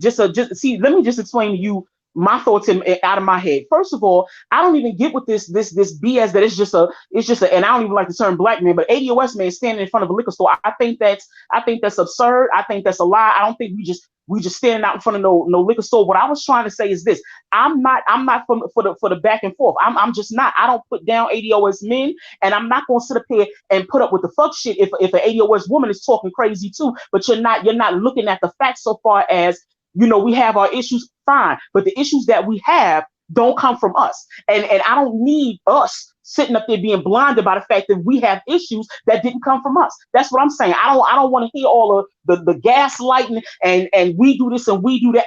That's what I'm saying. I don't want to hear, because it's bullshit. That's all I'm saying. Once again, that energy is, I understand. Once again, every time I jump on this platform, I say blame black people last. I always give. Yeah, that's what I'm saying. Blame black people last. Right. So once again, I don't understand why. The bottom line is my experiences, conversations. Your right? audio going in and out, Greg. All right, hold on. Well, I just want to say this. I got in an argument with a black feminist the other day, man. I asked her, what exactly has black women benefited from all this feminism? How is it going to improve the lives of all black people through black feminism? She couldn't answer that question. She couldn't answer. This woman got 6 or 7 degrees or whatnot. Asked them, prove to me that black feminism, black women feminism, isn't a byproduct of white women feminism. It is not on the backs of white women. She couldn't answer that question either. So I want to shift real quick. That was a good little discussion right there. I want to bring this up to Brother Unc. Mo Chips Cable Box asks, but I want to know why the manufacturers of the vaccines are protected from legal liability if the vaccine is projected as being safe. Oh, you want that question? Is that a question? Yeah. Yeah, it's something they created something called vaccine court. So you can sue them, but it's in vaccine court. And so the question is, why can't we just sue it like normally do? Because all y'all fools would be suing, and they wouldn't make the vaccines anymore. So you had the vaccine companies in the early years were getting sued because pseudos was just saying anything. No evidence, no number. Oh, autism, this, that, and the other. Whole bunch of nonsense. So the vaccine comes like, well, shit, we ain't making money off of that stuff anyway. We're not going to make them no more. Okay, so they had to reach a happy medium where you can still get money if it's proven, okay? And if you're not, you got to kick rocks. So people will say anything to get money, okay? Anything they will make. Like right now, vaccines don't cause autism. It never has. It has never been proven to cause autism. No scientific evidence proves that or even supports that, okay? So people say it all the time. We know why people think that vaccines cause autism, because when the kids get their full payloads of shots, maybe 2 years, 2.5 years, okay, that's when autism actually shows itself at the same time. Now, watch this. We know that autism, okay, wasn't caused by the vaccine, because autism actually takes place in the fetus, in the unborn fetuses. Okay, they took the gray matter from two fetuses. Okay, one developed autism and one didn't. They knew which one was going to develop autism based off of the gray matter in the brain. They used CAT scans, so they absolutely know that autism actually starts out before you get any vaccinations. There's no scientific evidence out of millions of people children tested to prove that and verify that. And so crazy people, okay, making up false claims with suing the vaccine company to the point where they say it makes no sense. The vaccine business is not a robust business like y'all think. Your audio went out, sir. No, I hear him. You can hear me, right? I hear you. Look, so I'm saying, so what the point is, look up vaccine courts. Go into Journal of Science and type in vaccines on trial, and it talks about it's a lady. She ended up being a vaccine lawyer. She was injured by a vaccine. The majority of injuries that come from a vaccine, right, is in the ejection site, where the person administering it either puts it too far in your arm, you know what I'm saying, and mess with certain nerves and stuff in your arm, or your arm gets swollen. That is it. As a matter of fact, most of y'all today went to the food market, went to the store, went and picked your kids up, whatever you was doing. That is more dangerous. Getting in the car and driving is far more dangerous, okay, than taking the vaccine. So all the black people that are in fear, That's just me. more fear of the I see you vaccine talking, but than I'm the not actual hearing you. coronavirus. It's just crazy. I couldn't hear you, sis. You said something? No, she was just saying that Uh-huh. I Is it could the hear whole her. thing? She was talking to herself. North, can you hear me? Okay. We can hear North. it. You gotta go out and come back in. So I hope that answered the question though, Lord Abba. Right? No, So yeah. definitely. I mean, the brother asked the question. I hope he got that answer. I'm going to look that up myself, the vaccine course. Are you gonna start laughing? For me? No. Now I'm You're gonna laughing. say, man, because Because it's you're so making me laugh. easy. Listen, bro. It's so easy to get that confused and misconstrued. That's exactly what the anti-vaxxers do. Like, are you familiar with the nurse that she was a part of the essential workers and she got the vaccine and she fainted? Are you familiar with that? Okay, people like your homeboy, the man that did Hidden Colors, right? He posted a video. All right, he posted a video. But guess what they forgot to post, though, bro? They don't post the whole video. Because in the whole video, the lady goes on to explain that she's been fainting for the last month and a half. I gotta look. See, I'm gonna look that up myself. Please do me that favor. Look that up. All right, matter of fact, let's look that up while we're on the air. Hold on. Let's look that up while we're on the air. Complete malarkey, man. And it's terrible because we live in fear based off of us not being scientifically literate on basic issues. Like seriously, man. It's you looking it up right now? So once again, vaccine court was created to stop crazy people from just suing out of nowhere. Okay? Vaccine comes. It's so. I'm gonna pull it up. It's so funny, right? Because it doesn't matter what you tell a conspiracy theorist, they're gonna still say, "Oh no, they paid her." Let's see what this says. It says, fact check.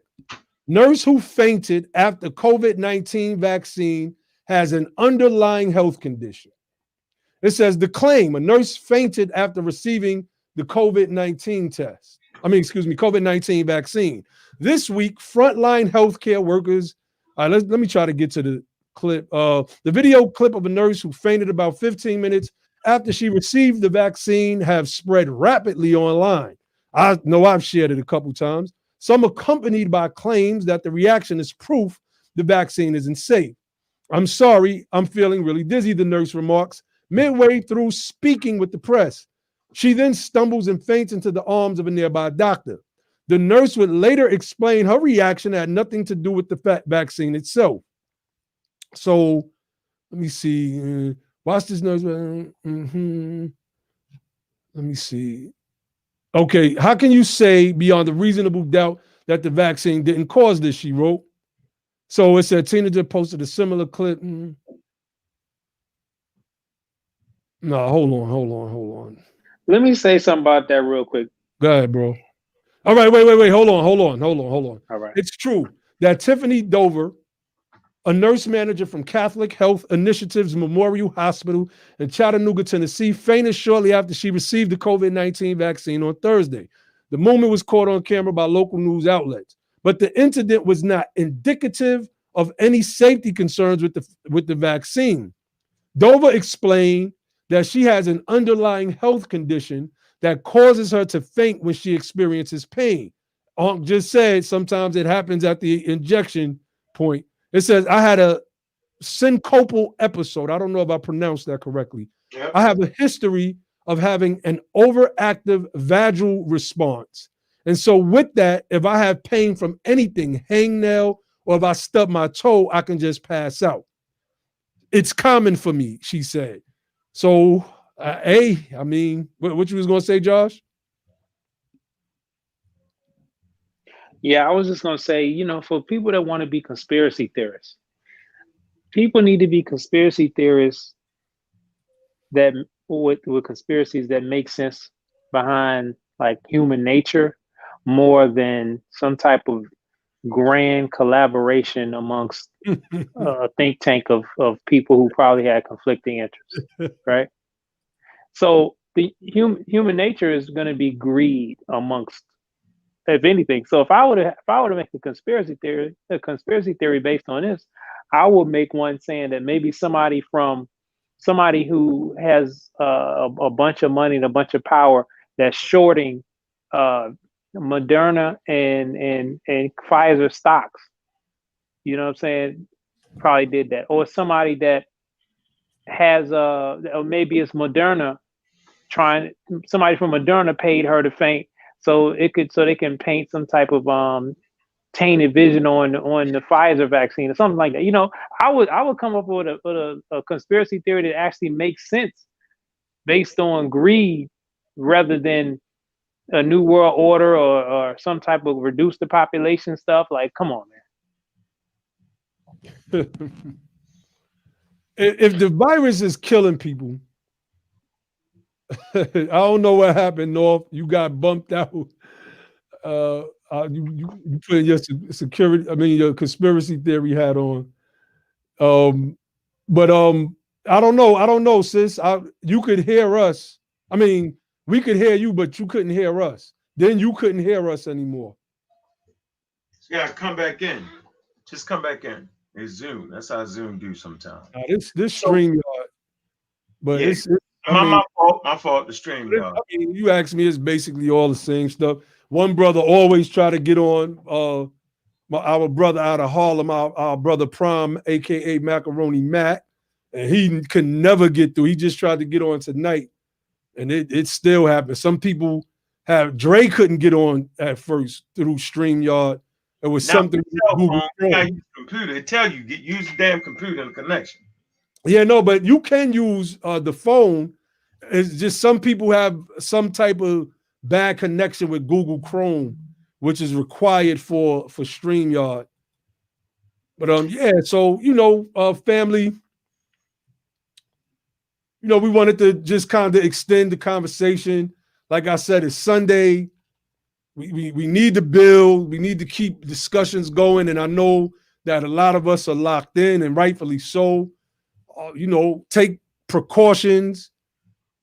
Do everything that the CDC is saying do. I don't believe that Dr. Fauci is a bad guy.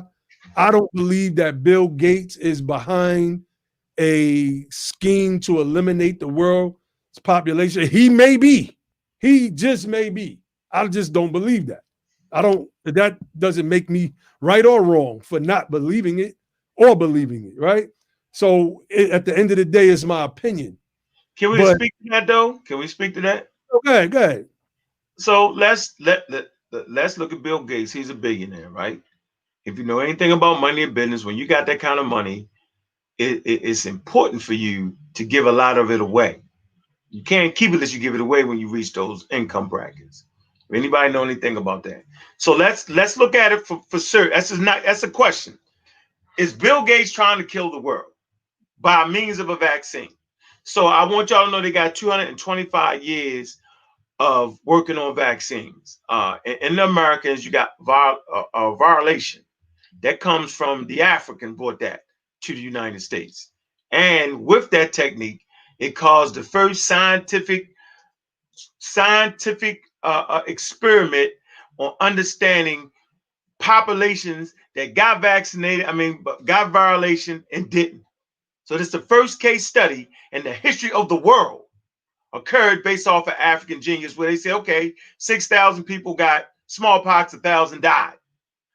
300 people got violation and 4 people died.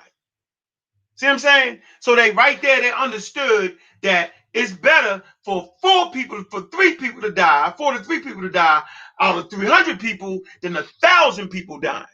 So that's like 7 to, for every 7, when you didn't get it, 1 out of every 7 person died. Okay? When you did get it, 1 out of 40 people died. So right there, they use scientific measures to say, okay, it makes more sense for 1 person to die out of 40 than quote unquote 1 out of 7. No matter what y'all Negro opinions say. Okay? Establish this. Bill Gates being a billionaire, what's the best way to kill off the human population? Based off of ecological niches, based off of close proximity, the human beings and dynamic transfers of certain diseases. We're overpopulated, crowded cities, all kind of shit. What's the best way to kill us? Don't vaccinate us. If you really want to put Africa in harm's way, pull back the medical science, bro. I am telling you this. Pull back the medical science in the Black community and your ass be dropping like fleas. Bad enough, a natural pathogen that was created based off of zoonotic transfer from bats. The reservoir of coronavirus can be found in bats, and an undisclosed animal transferred that to human beings in China. We know that. That's been happening. Over other things did that. So why not just don't give them the medicine. Let them use their herbs and spices. Let them do whatever they're going to do. And based off of the heavy populated areas in Africa, man, think about what I'm saying. So to actually give a person a vaccine to kill them, you got to have batches. What batches go to the Black community? How are you going to make that difference? Are you going to kill white people? Okay, let's deal with this real quick. Let's go to Michigan, right? With the water. What's the name of the place? What's the Michigan? Flint. Flint. Population in Flint is about, I would say about what? 61% Black people. Am I correct? Mm-hmm. Maybe. I don't know. We can pull it up. Yeah, I'm telling you. You can look at it. I'm telling you. 61%. Yeah, it's mostly. Right? So let me ask you this. So since they poison the water to kill the Black people, what about the other 37% that are white people there? How much sense does that make to sacrifice 37% white people and another 6% of others just to kill 61% Black people? That's a bunch of nonsense and it's dumb. All that's stupid. Okay? And Farrakhan said that out of his mouth. Okay? The Nation of Islam, they promote this madness and pseudo-scientific ideas. So Bill Gates killing people is crazy. I'm not saying that he wouldn't do it. I'm saying trying to do it that way is dumb for a thinker. You know what I'm saying? Like Bill Gates. Why would you do that? I'm just not put my money back and I'm not going to vaccinate. That'll do it. You said something that made sense. I know we're trying to close up, but you said something that made a lot of sense, especially when you said if they really wanted to take out a lot of people, why would they use the vaccination to do it, as opposed to letting us just not get vaccinated? I mean, we see the amount of people that's dying from the virus already. But then I want to just use like life expectancy in different countries to make the case for that. The fact that most Americans get vaccinated with so many different vaccinated against so many different, like what would be potentially deadly diseases. We just don't see the deadly diseases like that because they've been eradicated in America. For example, you go to look at the life expectancies in a lot of African countries where you just to go over there, they make you take certain shots if you want to come back to America, because they make malaria wipe a whole lot of people out. All kind of different fevers and that fever, and I don't even know the name of dengue fever or whatever. All these different things that white people. Listen, I don't want to tell my personal family story, but through marriage, but we dealt with a lot of tragedy. People dying suddenly. You understand what we have in America to extend the life expectancy? I'm just thinking about people that I know, people over there that weren't on no drugs, that just don't have a whole life of smoking cigarettes and drinking liquor and and smoking crack, you know what I'm saying, sniffing cocaine, and just not taking care of themselves, and it had multiple situations where their life should have been lost a long time ago. You know what I mean? In America, we have vaccinations and we have other things that are a means of extending life. So yeah, we have a lot of, they poison us a lot too. Or they provide choices for poison. It's a lot of things we got to fight for, you know, to keep us safe over here as far as preventing like pollution and bad food and all this kind of stuff. Yeah, we understand that, but still, like, you can't throw all of it away.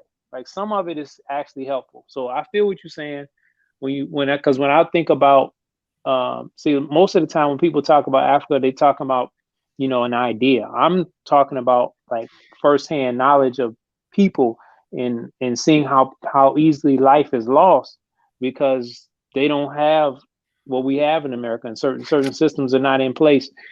And one of those systems is the fact that when you are born, when you that there's certain vaccinations that they pretty much, I don't want to say make you get, but a lot of times if you wanted to go to school, if you wanted to get certain jobs, you had to have certain shots, else you couldn't go to that school, you couldn't go to those jobs. And you know, yeah, that's why we don't see like measles and mumps, and we don't see polio. What was that other one? Yeah, even measles. Like measles be wiping people out, man. Chicken pox, man. Yeah. Measles, Yeah. mumps, chicken pox. We don't get that. Man. My kids don't know what the hell I'm talking about. Man. Hold on, you know what? And watch this. And this is for the conversation. And I only bring the intelligent conversation to intelligent platforms and those who can kind of think it through. So we have in real time, we have clear examples, right, of disparity in healthcare in the Black community. Is this not true? Oh yeah. Okay, so low income communities, hoods, where healthcare is low and we're not going to the doctors like we should, and we're living in an environment with a whole lot of fried foods, Wendy's, McDevils, and a lot of them, Chick-fil-A's, the whole 9 yards. Why is it that our rates of coronavirus is higher than anybody? Because the medical care and healthcare is not on par with other communities. That's why. So if you want to kill Black people, just make sure they don't have access to healthcare. They're crowded up on top of each other and they will die. Just have an example of it. It's proof. Why is it that we're dying more? Because white people did it? No. It's because our communities and our access to fresh fruits and all that is dead, right? And no health care, right? And we're not getting our shots like we need to. And look at us. We got it the most. So this is a real example in real time of, if you really want to kill Black people, make sure when they get shot, make sure there's no shock trauma. You can go to Chicago and they drive you by the damn hospital to get to other hospitals, and so you die on the damn way. You want to really talk about something? Shut down shock trauma in the Black community. After we done shot each other up, pow, pow, pow. Hey, look, that happened in my neighborhood in Queens, in Far Rockaway, Queens, New York. If you got shot up, 9 times out of 10, they was not taking you to one of the 2 hospitals on the beach, which was Peninsula Hospital and St. John's Hospital. They was taking you all the way to Jamaica, Queens, like in a helicopter, which is like, I mean, that was crazy. So it was times where dudes got hit up real bad and they had to get put in helicopters and taken to trauma centers in other hospitals. I believe all hospitals should have trauma centers, especially if they're in quote unquote Black neighborhoods where you have high Yo, I mean, that's crazy, bro. That's crazy, man. That's crazy. You got shock trauma, yo, you done, yo. I'm telling you. So let's just keep that like that. No shock trauma, Black community. Don't vaccinate them. Let white people come in and teach them how to take herbs, spices, and orange juice and elderberry, yo, and we'll just be fine. We'll be all right with the elderberry. Yeah, I want to say something to that too. Like, if you really want to make the case for that, look at a place like Lowndes County, Alabama. You know, where they say forget all that preventative stuff. You got water. The water got feces in it. In the backyard, people got, like, I forget, it's like 50% of the population water got hookworm or something like that. Man, that just goes to show you, like, if you are willing to let those pathogens persist in the communities, that's a way that you can. That's a way of neglect. You see how just terrible that is. Man, I'm doing some work in the house, y'all. I ain't expect that to happen, but yeah, yeah, man, yeah. If you want to see what it looks like when they just forget, when they really trying to reduce the population, you can look at stuff like that. You know, you can look at like Cancer Alley. What they just said, we just forget these Negroes. You know, dump our trash here, have our waste here, and they'll eat the failure. And I think the large thing that is the problem is it's of course it's a racism issue, but it's also it's an economic issue that we have to solve. Like, by the consequence of being at the bottom is you eat the doo-doo, literally, you know, and that's what we eat the doo-doo of the factory, of the nuclear factory, of the chemical factory. We eat the doo-doo of the doo-doo that comes from like sewage and runoff and all of that. We eat the doo-doo of just all of the bottom of being the bottom of the bottom. You eat the doo-doo, man, and that's and I wanted to say also, look, I mean, in our communities, we need, like, we think about, man, down the street, I got a gym that I think the gym membership is like 100 and like 180, it was $180 a month or something like that. That's the entry gym membership fee. And I'm thinking, like, where I grew up at, we had the Y. That was it. It was no gyms everywhere.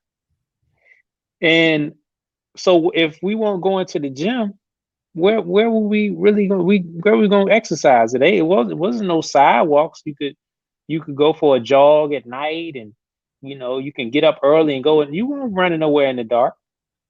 So I'm just looking at it like it's set up to where we have a problem getting healthcare, the proper healthcare, through the healthcare as far as after the fact. And then we have a problem. It's a disparity in the preventative healthcare. And now we got to combat like the propaganda that's convincing us that we don't need the latter. We don't need the healthcare that's more like responsive healthcare, like or traditional, what we would call traditional healthcare, whether it be pharmaceutical or whatever. We have to fight against people on the internet telling everybody else that you don't need that. No, if you don't think you need that, go look at the areas where we don't have that and see how people dying. Look at other countries where they don't have that and see how people dying. Then you understand, like, there is a need for both. There's a need for both, and especially if you're not going to do preventative, you're not going to have any choice but to do pharmaceutical after that, because it's about survival at that point. All right, I'm gonna pull up this article Ark just sent me, and after this, we're gonna jump off of here, fam. Hey, hold on, I put the wrong thing in there. We've been on for 2 hours. We opened it up. A couple people came through. Hold on 1 second. All right.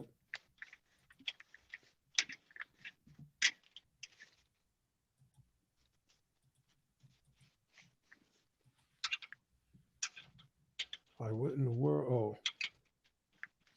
Oh. All right. Hold on, let me blow this up a little bit. Here's how the anti-vaxxers' strongest argument falls apart. All right, is there? I don't want to read this whole thing. All right, I'll do this. Okay, scientists have long since learned to roll their eyes at politicians, especially when the topic is vaccines. Chris Christie and Rand Paul have both blundered into trouble with their support of vaccine opt-outs, a position that puts them at odds with virtually every medical authority on the planet. On August 13, Carlo Fiorina, this must be an older article. Hold on, let's get the date on this joint.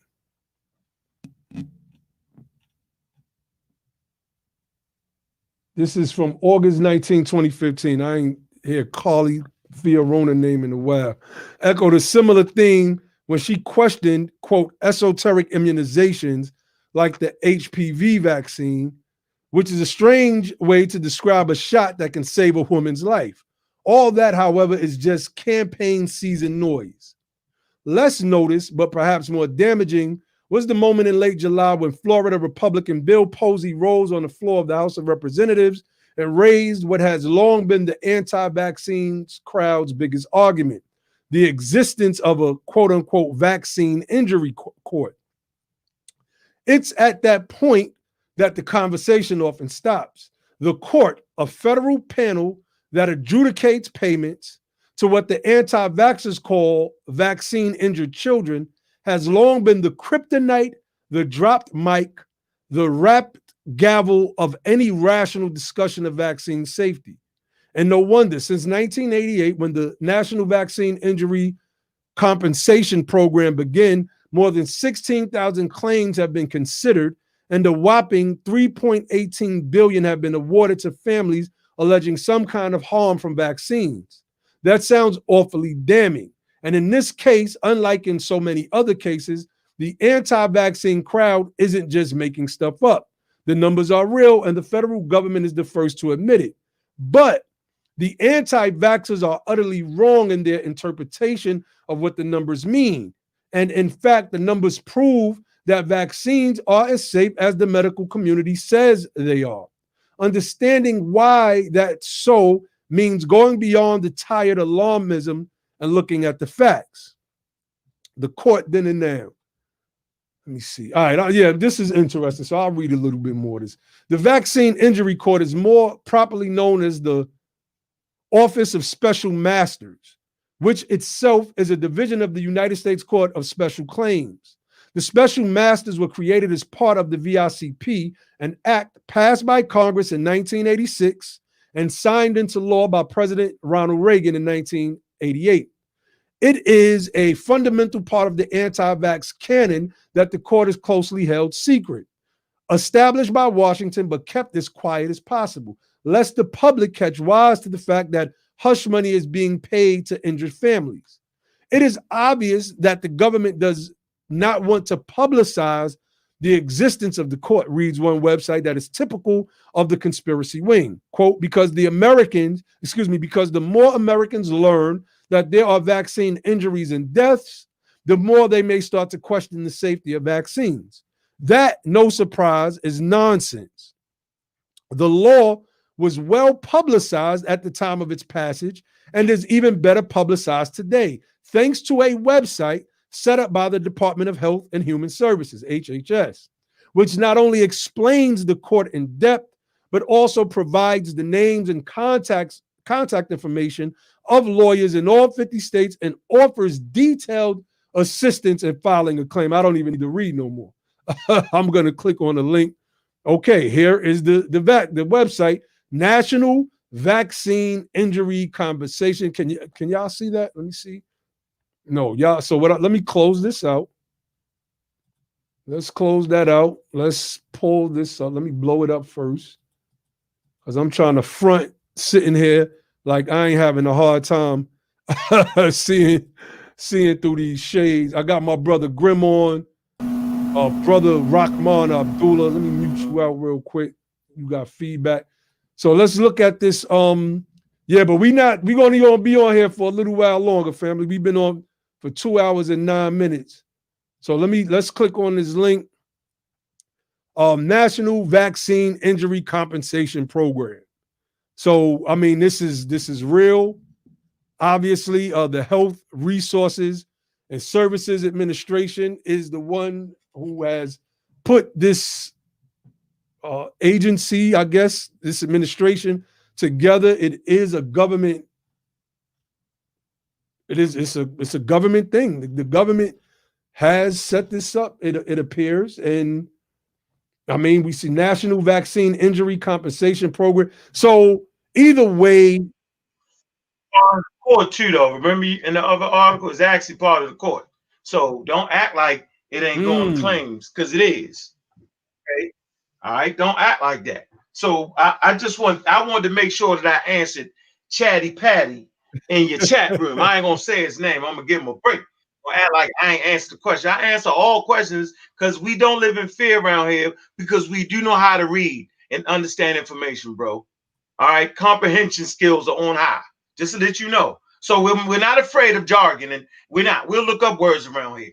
So that's why I gave you that article showing that it is a political aspect to it. I know what platform I'm on, so I wanted to make sure you had that. Oh yeah, no, you know I got it now. Look, I already said I'm 80% leaning towards the vaccine. My pops is in the chat. He was talking about he had a surgery and he was kind of opposed to taking the vaccine. I'm gonna chat with you off air, Pop Duke, about that one.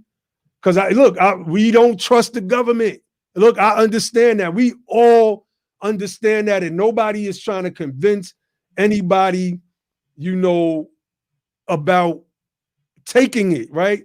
But the brother to me has made a compelling argument insofar as like we're dying. If they just want us to keep dying from COVID, I know people in the hospital right now. I know people that have died. They wouldn't even offer us the vaccine. Fauci wouldn't be trying to pander by saying, hey, a black woman funded the vaccine. And instead of that helping our people, they said, look, he's trying to trick us by saying that the black woman created the vaccine. Yeah, they trying to kill us. Nah, dude, I think if they wanted to kill us, we'd just be dead. Like, let's just be real. All right, we got brother Grimm, and then we got brother Rahman Abdullah. Brother Grimm, you wanted to share something? Hey, peace, yo. Peace. Peace to Josh. I think he fell off. Peace to brother Ankh. Peace to you, and peace to everybody that's listening, man. I just want to say, man, I'm proud, man, of y'all, man, for doing this show, man. I was just sitting. I wasn't gonna jump on because man, my situation. I'm basically falling back, man, from a lot of this stuff, and I'm glad Ankh, man, went in on a lot of this stuff, man, because a lot of these people, man, I'm not gonna be long, and I'm gonna jump off, bro. A lot of these people, man, in this conscious community, I grew up, man, I was with you in the Moorish movement, man, and I've been through various schools of thought, and bro, a lot of these people, man, are charlatans and frauds, man, and in order to keep themselves relevant and to fill their pockets and their coffers, man, they just out here with what's the next thing, that I could say to keep people listening. Just like I didn't know the other brother, man, put that nurse out there like something was wrong with the vaccine, I mean, bro, these people look for the next best thing to make people say, ooh, the next shock factor, man. So, man, I appreciate you, bro. What that is, man? Old English you drinking, man? Nah, I'm just joking. That's a little tea with a little agave nectar. Sometimes I be sitting up here. I be wanting to get me a whole cup of old English from back in the day, little St. Ives or something, man. Yeah, but man, I'm glad, man, to see, brother. I want to say, man, how you've grown, over the years, man, and man, I see brother Ankh too, man, and he's grown in a lot of his positions, man. I just want to say I'm happy for y'all, and I'm proud of y'all, man, for putting like a lot of the mythology to bed. As far as, man, just science, vaccine, politics moving forward, man, because a lot of these conscious community people, the Amon Road Hotep Bay L Super Egypt, man, those people don't want to see our people move forward, man. Those people are clowns. And let me speak on Minister Farrakhan, because I'm glad that Ankh brought that up, man. And I know y'all touched on it. We kind of talked about doing a show on some of this stuff in the future, man. Elijah Muhammad, and I used to be the follower of that. Huh? Tuesday. We going in on Elijah. Tuesday, man. I'm gonna check my schedule, because man, I got a lot of information on that, man. Oh, but yeah. Elijah was a fraud. Elijah Muhammad was a fraud. His so-called God, the white dude with the black slick hair, he was a fraud. And in turn, Minister Farrakhan is a fraud, because you can't, y'all gonna have to excuse that background noise. Oh, I'm gonna say this, bro, because I'm gonna have to bounce. I'm a first responder, bro, and I'm taking the vaccine, man, because this thing is not going away, man. I'm taking the vaccine, bro.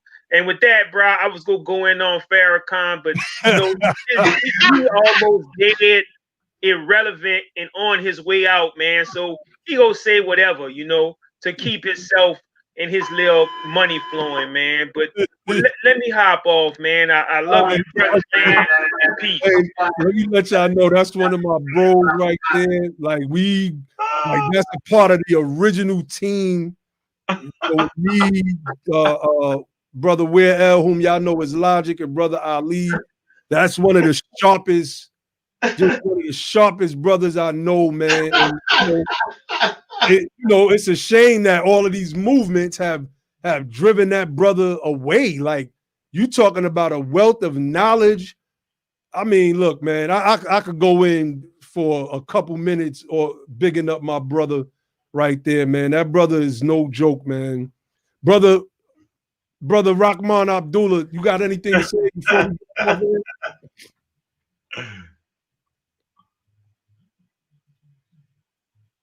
Peace, brother. We can't hear you, bro. You're on mute, man. You unmute yourself. He unmuted. He's just not coming through. I want to hear from him too, man. Unmute, hang up and call back again, yo. Hang up. Can you hear me? Oh, there you go. Yeah, what up? All right, word is bond. It's a shame Grim had to jump off, because I could destroy all that right now. Oh, man. You know what I mean? And keeping it all, listen, keeping it all wise and civilized. I am the one that you was, I was on your stream the other day. You know what I'm saying? And with the kids, what you got for us? I want to hear that. All right, so let them speak now. Go ahead. Give me the Nation Islam guy for us, yo. Instead of vaccines. Go ahead, bro. No. Hold up. First, I got to deal with something real quick. It's the No. Let him go ahead. Yeah, relax. Go ahead, brother Rahman. What you want to do? All right, so here we go. This is the article and the final call dealing with the Flint water crisis and what actually happened compared to what Unc is just talking about. All right. So it says in April 2014, Flint was forced to change its 50-year water source from the Detroit water system back to the Flint River. That decision was made by an unelected emergency manager appointed by the state of Michigan Governor Rick Snyder. You see, since being unconstitutionally taken over by the state, elected officials in Flint have absolutely no power to make decisions, said Mr. Woodson. That power belongs to Rick Snyder under the newly created emergency manager law he and the Republican-led government forced through the legislature even after it was voted down by the people of Michigan. To save money, corrosion controls were not implemented to treat the water. As a result, in the lead, listen. Screaming though, bro. Why you screaming? I'm gonna calm down. All right, to save money, corrosion controls were not implemented to treat the water, and this resulted in lead from old pipes leaching into the water supply, creating a man-made disaster of epic proportions. So when they were taking over through this emergency manager law, they switched the water supply to an old unused water system that hadn't been in use for 50 years. All right, so when the Honorable Minister Louis Farrakhan says that they caused it, they caused it. Damn. Now, I'm here to deal with all of you. I can deal with all of you with no prep. All right? You think so? True indeed. Listen, True indeed. You bring up anything about the Nation of Islam, the Honorable Elijah Muhammad, Master Fraud Muhammad, I will destroy it right now. Right, Now, hold on. Brother Rockman, hold on. Look, this is what we're gonna do.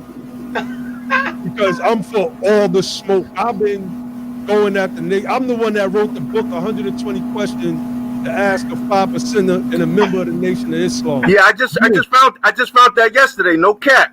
Yeah, I wrote that book, and some of that stuff was when I was a Nuwapian, so maybe 20 or 30% of them questions was based on some like UFO stuff. The rest of those questions in there can't be answered. So, well, I'm gonna take a look. But no, you know what happened? It came up. Yo, check it out. Check it out, brother. Hold on. I'm gonna let you speak. Go ahead. All right. We're going Tuesday. We're going to do a breakdown on Elijah Muhammad, right? Right. And we'll come back on Wednesday, and we'll invite you and anybody else from the Nation of Islam. No, only me. No, come on, bro. We this be the power, bro. This ain't the Brother Rahman show. I know, it's done. What I'm saying is, it ain't. Listen, look, right now, right? I've been studying the 5% for like 30 years. I'm on my way. I'm in what's called processing. So I'm in processing to join the Nation. You know what I'm saying? So go ahead and finish up. Then I'd like to speak. All right, look, that was it. Wednesday, you can come on, and anybody else from the Nation can come on. And then we'll have a debate about what we discussed that Tuesday night. Well, this is what it will be. This is what it will be. It will be a friendly discussion. Even though I'm only in processing, the Honorable Minister Louis Farrakhan told us to not take part in no debates because a lot of times, you know, you got the audience, but just like what Unc just did and tried to downplay what happened in Flint and then try to make it seem like the Honorable Minister Louis Farrakhan is crazy or incorrect by what he said about what happened. Now, dig this. When I believe it was in 2018, as soon as basketball season started, they had a lawsuit. They was bringing people into court. I don't know if it was criminal court. They dropped every single charge against those elected officials that did that, right? As soon as basketball season started. They came back, I think in 2019 or earlier this year with the little lawsuit. And I say little lawsuit because the Flint school system right now is overwhelmed with children with cognitive disabilities because of what they did. All right. And not only that, there was a black woman who lost 4 children. She lost 2 sets of twins back to back because of drinking that water and what it has done to her reproductive system. They settled for like $600 million, but when you look at the toll of what it did to our people and see what I'm about is I'm not about not critiquing. That's not my thing at all. If we are taught that the black man is God and that, you know, includes the black woman, then how can we in the nation be above critique if we all teach that we God? It ain't like you can, you know what I'm saying? Hold on, bro. Hold on. Oh, because we been on here for 2 hours and 23 minutes. I'm about to get off here. I want to let Unc respond, and after Tuesday, we'll do a follow-up on Wednesday, and then we can go in on that topic. But go ahead, brother Unc. What's your response? First of all, he got all off topic. You mentioned it. You mentioned Flint. Purposely, come on, man, don't cut me off. I didn't cut you off when you mischaracterized what I was saying. I didn't cut you off. Okay? My point was, your minister, Farrakhan, said that they purposely tried to kill black people. Now, although their actions were negligent in trying to transfer the water until they fixed the other pipes, which you left out completely, okay, bro, it's human error. It is what it is. So not only did black people get affected, other people got affected by that whole thing. Tell the truth. Don't mix and match. The next point, since we're in the middle of a damn pandemic, bro, what is it that the Nation of Islam have to offer instead of our people taking vaccines? That's all I'm saying. Answer that question. Okay, so answer that question, brother Rahman. Okay, cool, no problem. So what the Nation of Islam is doing is meeting with the doctors to come up with remedies that are already available. We may not be able to do it tonight, but I have an 8-minute video. It's a cut down of a larger video of a doctor giving testimony to government officials about a treatment. And what he said is this. He said that whenever a novel virus like this pops up, you have various people working in various directions. And one of those directions is to use medications that are already on the market and repurpose them. This doctor said that they are withholding a treatment that showed promise during the trials that they had, and we feel as though they are holding back treatments to make way for the vaccines. Now, even if the vaccines are free, vaccine pharmaceutical companies make money on the stocks. Okay? So there are ways of making money. Hold on, bro. Hold on. I gotta jump in here. Yeah.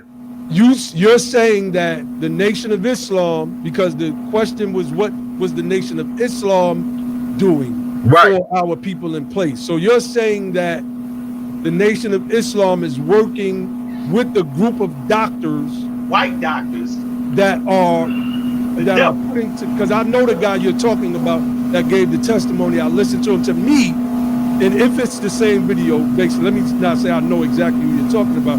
It sounded like he was trying to get a cut of the pie by pushing a product that he was promoting and had a part in creating. That's the way it sounded to me.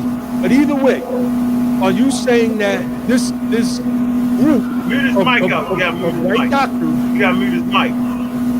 Yeah, it's a lot of feedback. This group of white doctors is working in conjunction with the Nation of Islam. Now, when I say working in conjunction with, is the Nation of Islam, is members of the Nation of Islam sitting there analyzing protein spikes and, you know what I'm saying, the effects of mRNA? Like, what do you mean by that? Okay. First, let me go, man. Just let me go. Thank you. I appreciate that. No, but you're taking 20 minutes and not. Okay, I'm gonna get to the point. I'm gonna get to it. Relax. No, listen, yo. You took us in another direction again. I'm getting there. Hold on. Giving us a cure after we sick does not match a vaccine. A vaccine stops us from getting sick. Answer the question, bro. What is it that the Nation of Islam have instead of us taking the vaccine? A vaccine will stop many of us from getting sick, not treatment after we get sick, bro.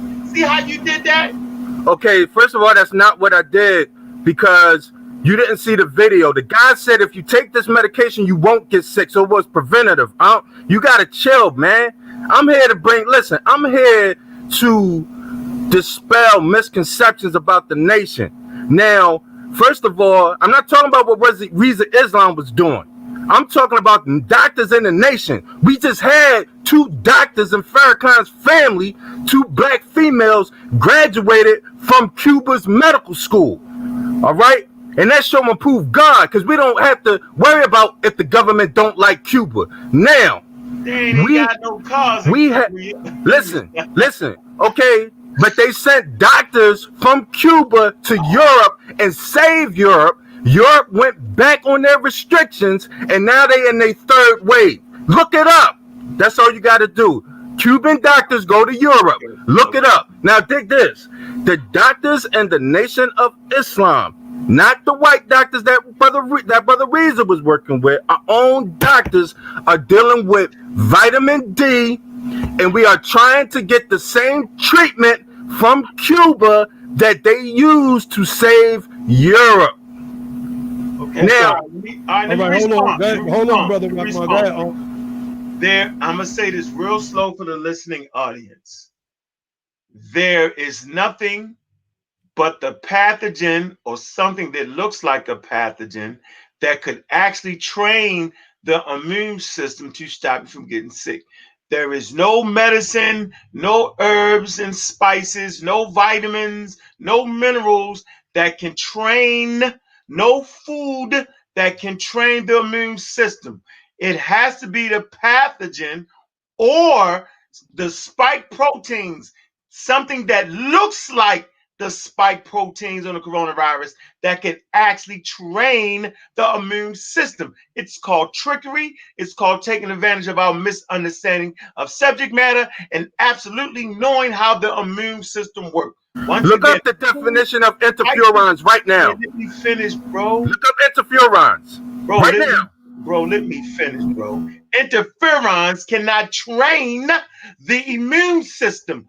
Only a pathogen, an antedated pathogen, a killed virus, or the mRNA, the spike proteins. They build them and they look like a daggone spike protein. That is the only thing that can train our immune system, bro. You tripping right now, and I'm done. Okay, look up interferons COVID. Take 2 seconds. No. Look, this is what we going. Because I'm going to be defeated, and I'm going to defeat you. Word is bond. I'm going to defeat all of y'all. Okay, look, this is what we going to do. And look, it's still all good. You know what I mean? I got a smile on my face. We going to do this. That's good, because we love the smoke over here, especially us. We battle tested. I mean, me and Unc done. I done got my sword sharp by battling with Unc and the Amin Ra squad for years. So I'm gonna tell you, brother Rahman Abdullah, on any subject, and I can speak for Unc in this regard. You ain't winning no debate with Unc, and you definitely ain't winning no debate with me, bro. So Tuesday, check out the live stream. Wednesday, I'm gonna bring you on, and we'll get it in. We'll get it in. So family, this was a good discussion. I liked it. This is why we do what we do over here at Be the Power. We like to talk about reparations because that is the key. To me, reparations is the center of every discussion that we have. Talking about COVID, talking about our lack of health care and why COVID affects us disproportionately. In my opinion, is because we never got reparations. And because we never got reparations, or even the chance to achieve upward mobility financially in the United States of America, we remained at the economic floor, so we couldn't even afford quality healthcare, so we had to give what was taken. I moved down here to Georgia. They told me I had no coverage. They said, well, we'll fill your tooth for $200, but we'll pull it for free. I'm like, what? You'll pull it for free, a whole root canal and the whole 9 if I needed a root. I'm like, that is really interesting. Have me walking around looking crazy. But anyway, look, Tuesday, we're going to be doing a critique on Elijah Muhammad. We did a little critique on Malcolm X. The reason for these critiques is so that we're not carrying the same mindset. It's sort of what Unc talked about, not just tonight, but on previous times that he's been on the platform. We don't want to keep carrying the same mindset into the future. We don't want to keep passing along the same type of talking points that we had when we were younger into the next generations. So we got to critique the elders. Noble Drew Ali, the man I follow, is not beyond critique. There will come a time in the very near future where we're going to do a critique on Prophet Noble Drew Ali. And that's just a fact. We found some things that we feel was not right and exact. And y'all know I rock with Noble Drew Ali. Point blank. Yep. You everybody know that, but we found some things that were extremely problematic and something that he said, and we're going to critique that. So it's not just, people always look at it as an attack. It's an attack. It's an attack. It's not an attack. It's a critique. And if somebody feels that Elijah Muhammad was a fraud, they should be able to prove it. If somebody feels that Noble Drew Ali was a fraud, or Father Allah was a fraud, or Martin Luther King Jr., or Father Divine, run down the line of the leaders that our people have followed, Dr. York, etc., then they should be given a chance to prove it. Point blank, period. So I want to thank my brother Aunt for coming on, brother Rahman Abdullah. Thank you for coming on. ADOS North, thank you, brother Dre. NorCal, Georgia, I believe was the name. NorCal, Georgia, ADOS, thank you for coming on. Who else came on? Who else? Of course, the BTP, brother Josh from BTP came on. Anybody that I forgot, thank y'all for coming on. Check us out Tuesday. We might do a pop-up tomorrow. Who knows, man? The stimulus has been agreed upon. I might do something early discussing the stimulus check and all of the behind-the-scenes chicanery that went on and putting it together. Who got what capitulations were, who capitulated, and et cetera, et cetera, et cetera. So, oh yeah, Brother Grimm came on and went in as well. So I might do that. I might definitely do that. So I want to leave y'all with the motto of the platform, and that is, don't just fight the power, become the power. And then and only then will you have the power to make a change. But with that, I say peace.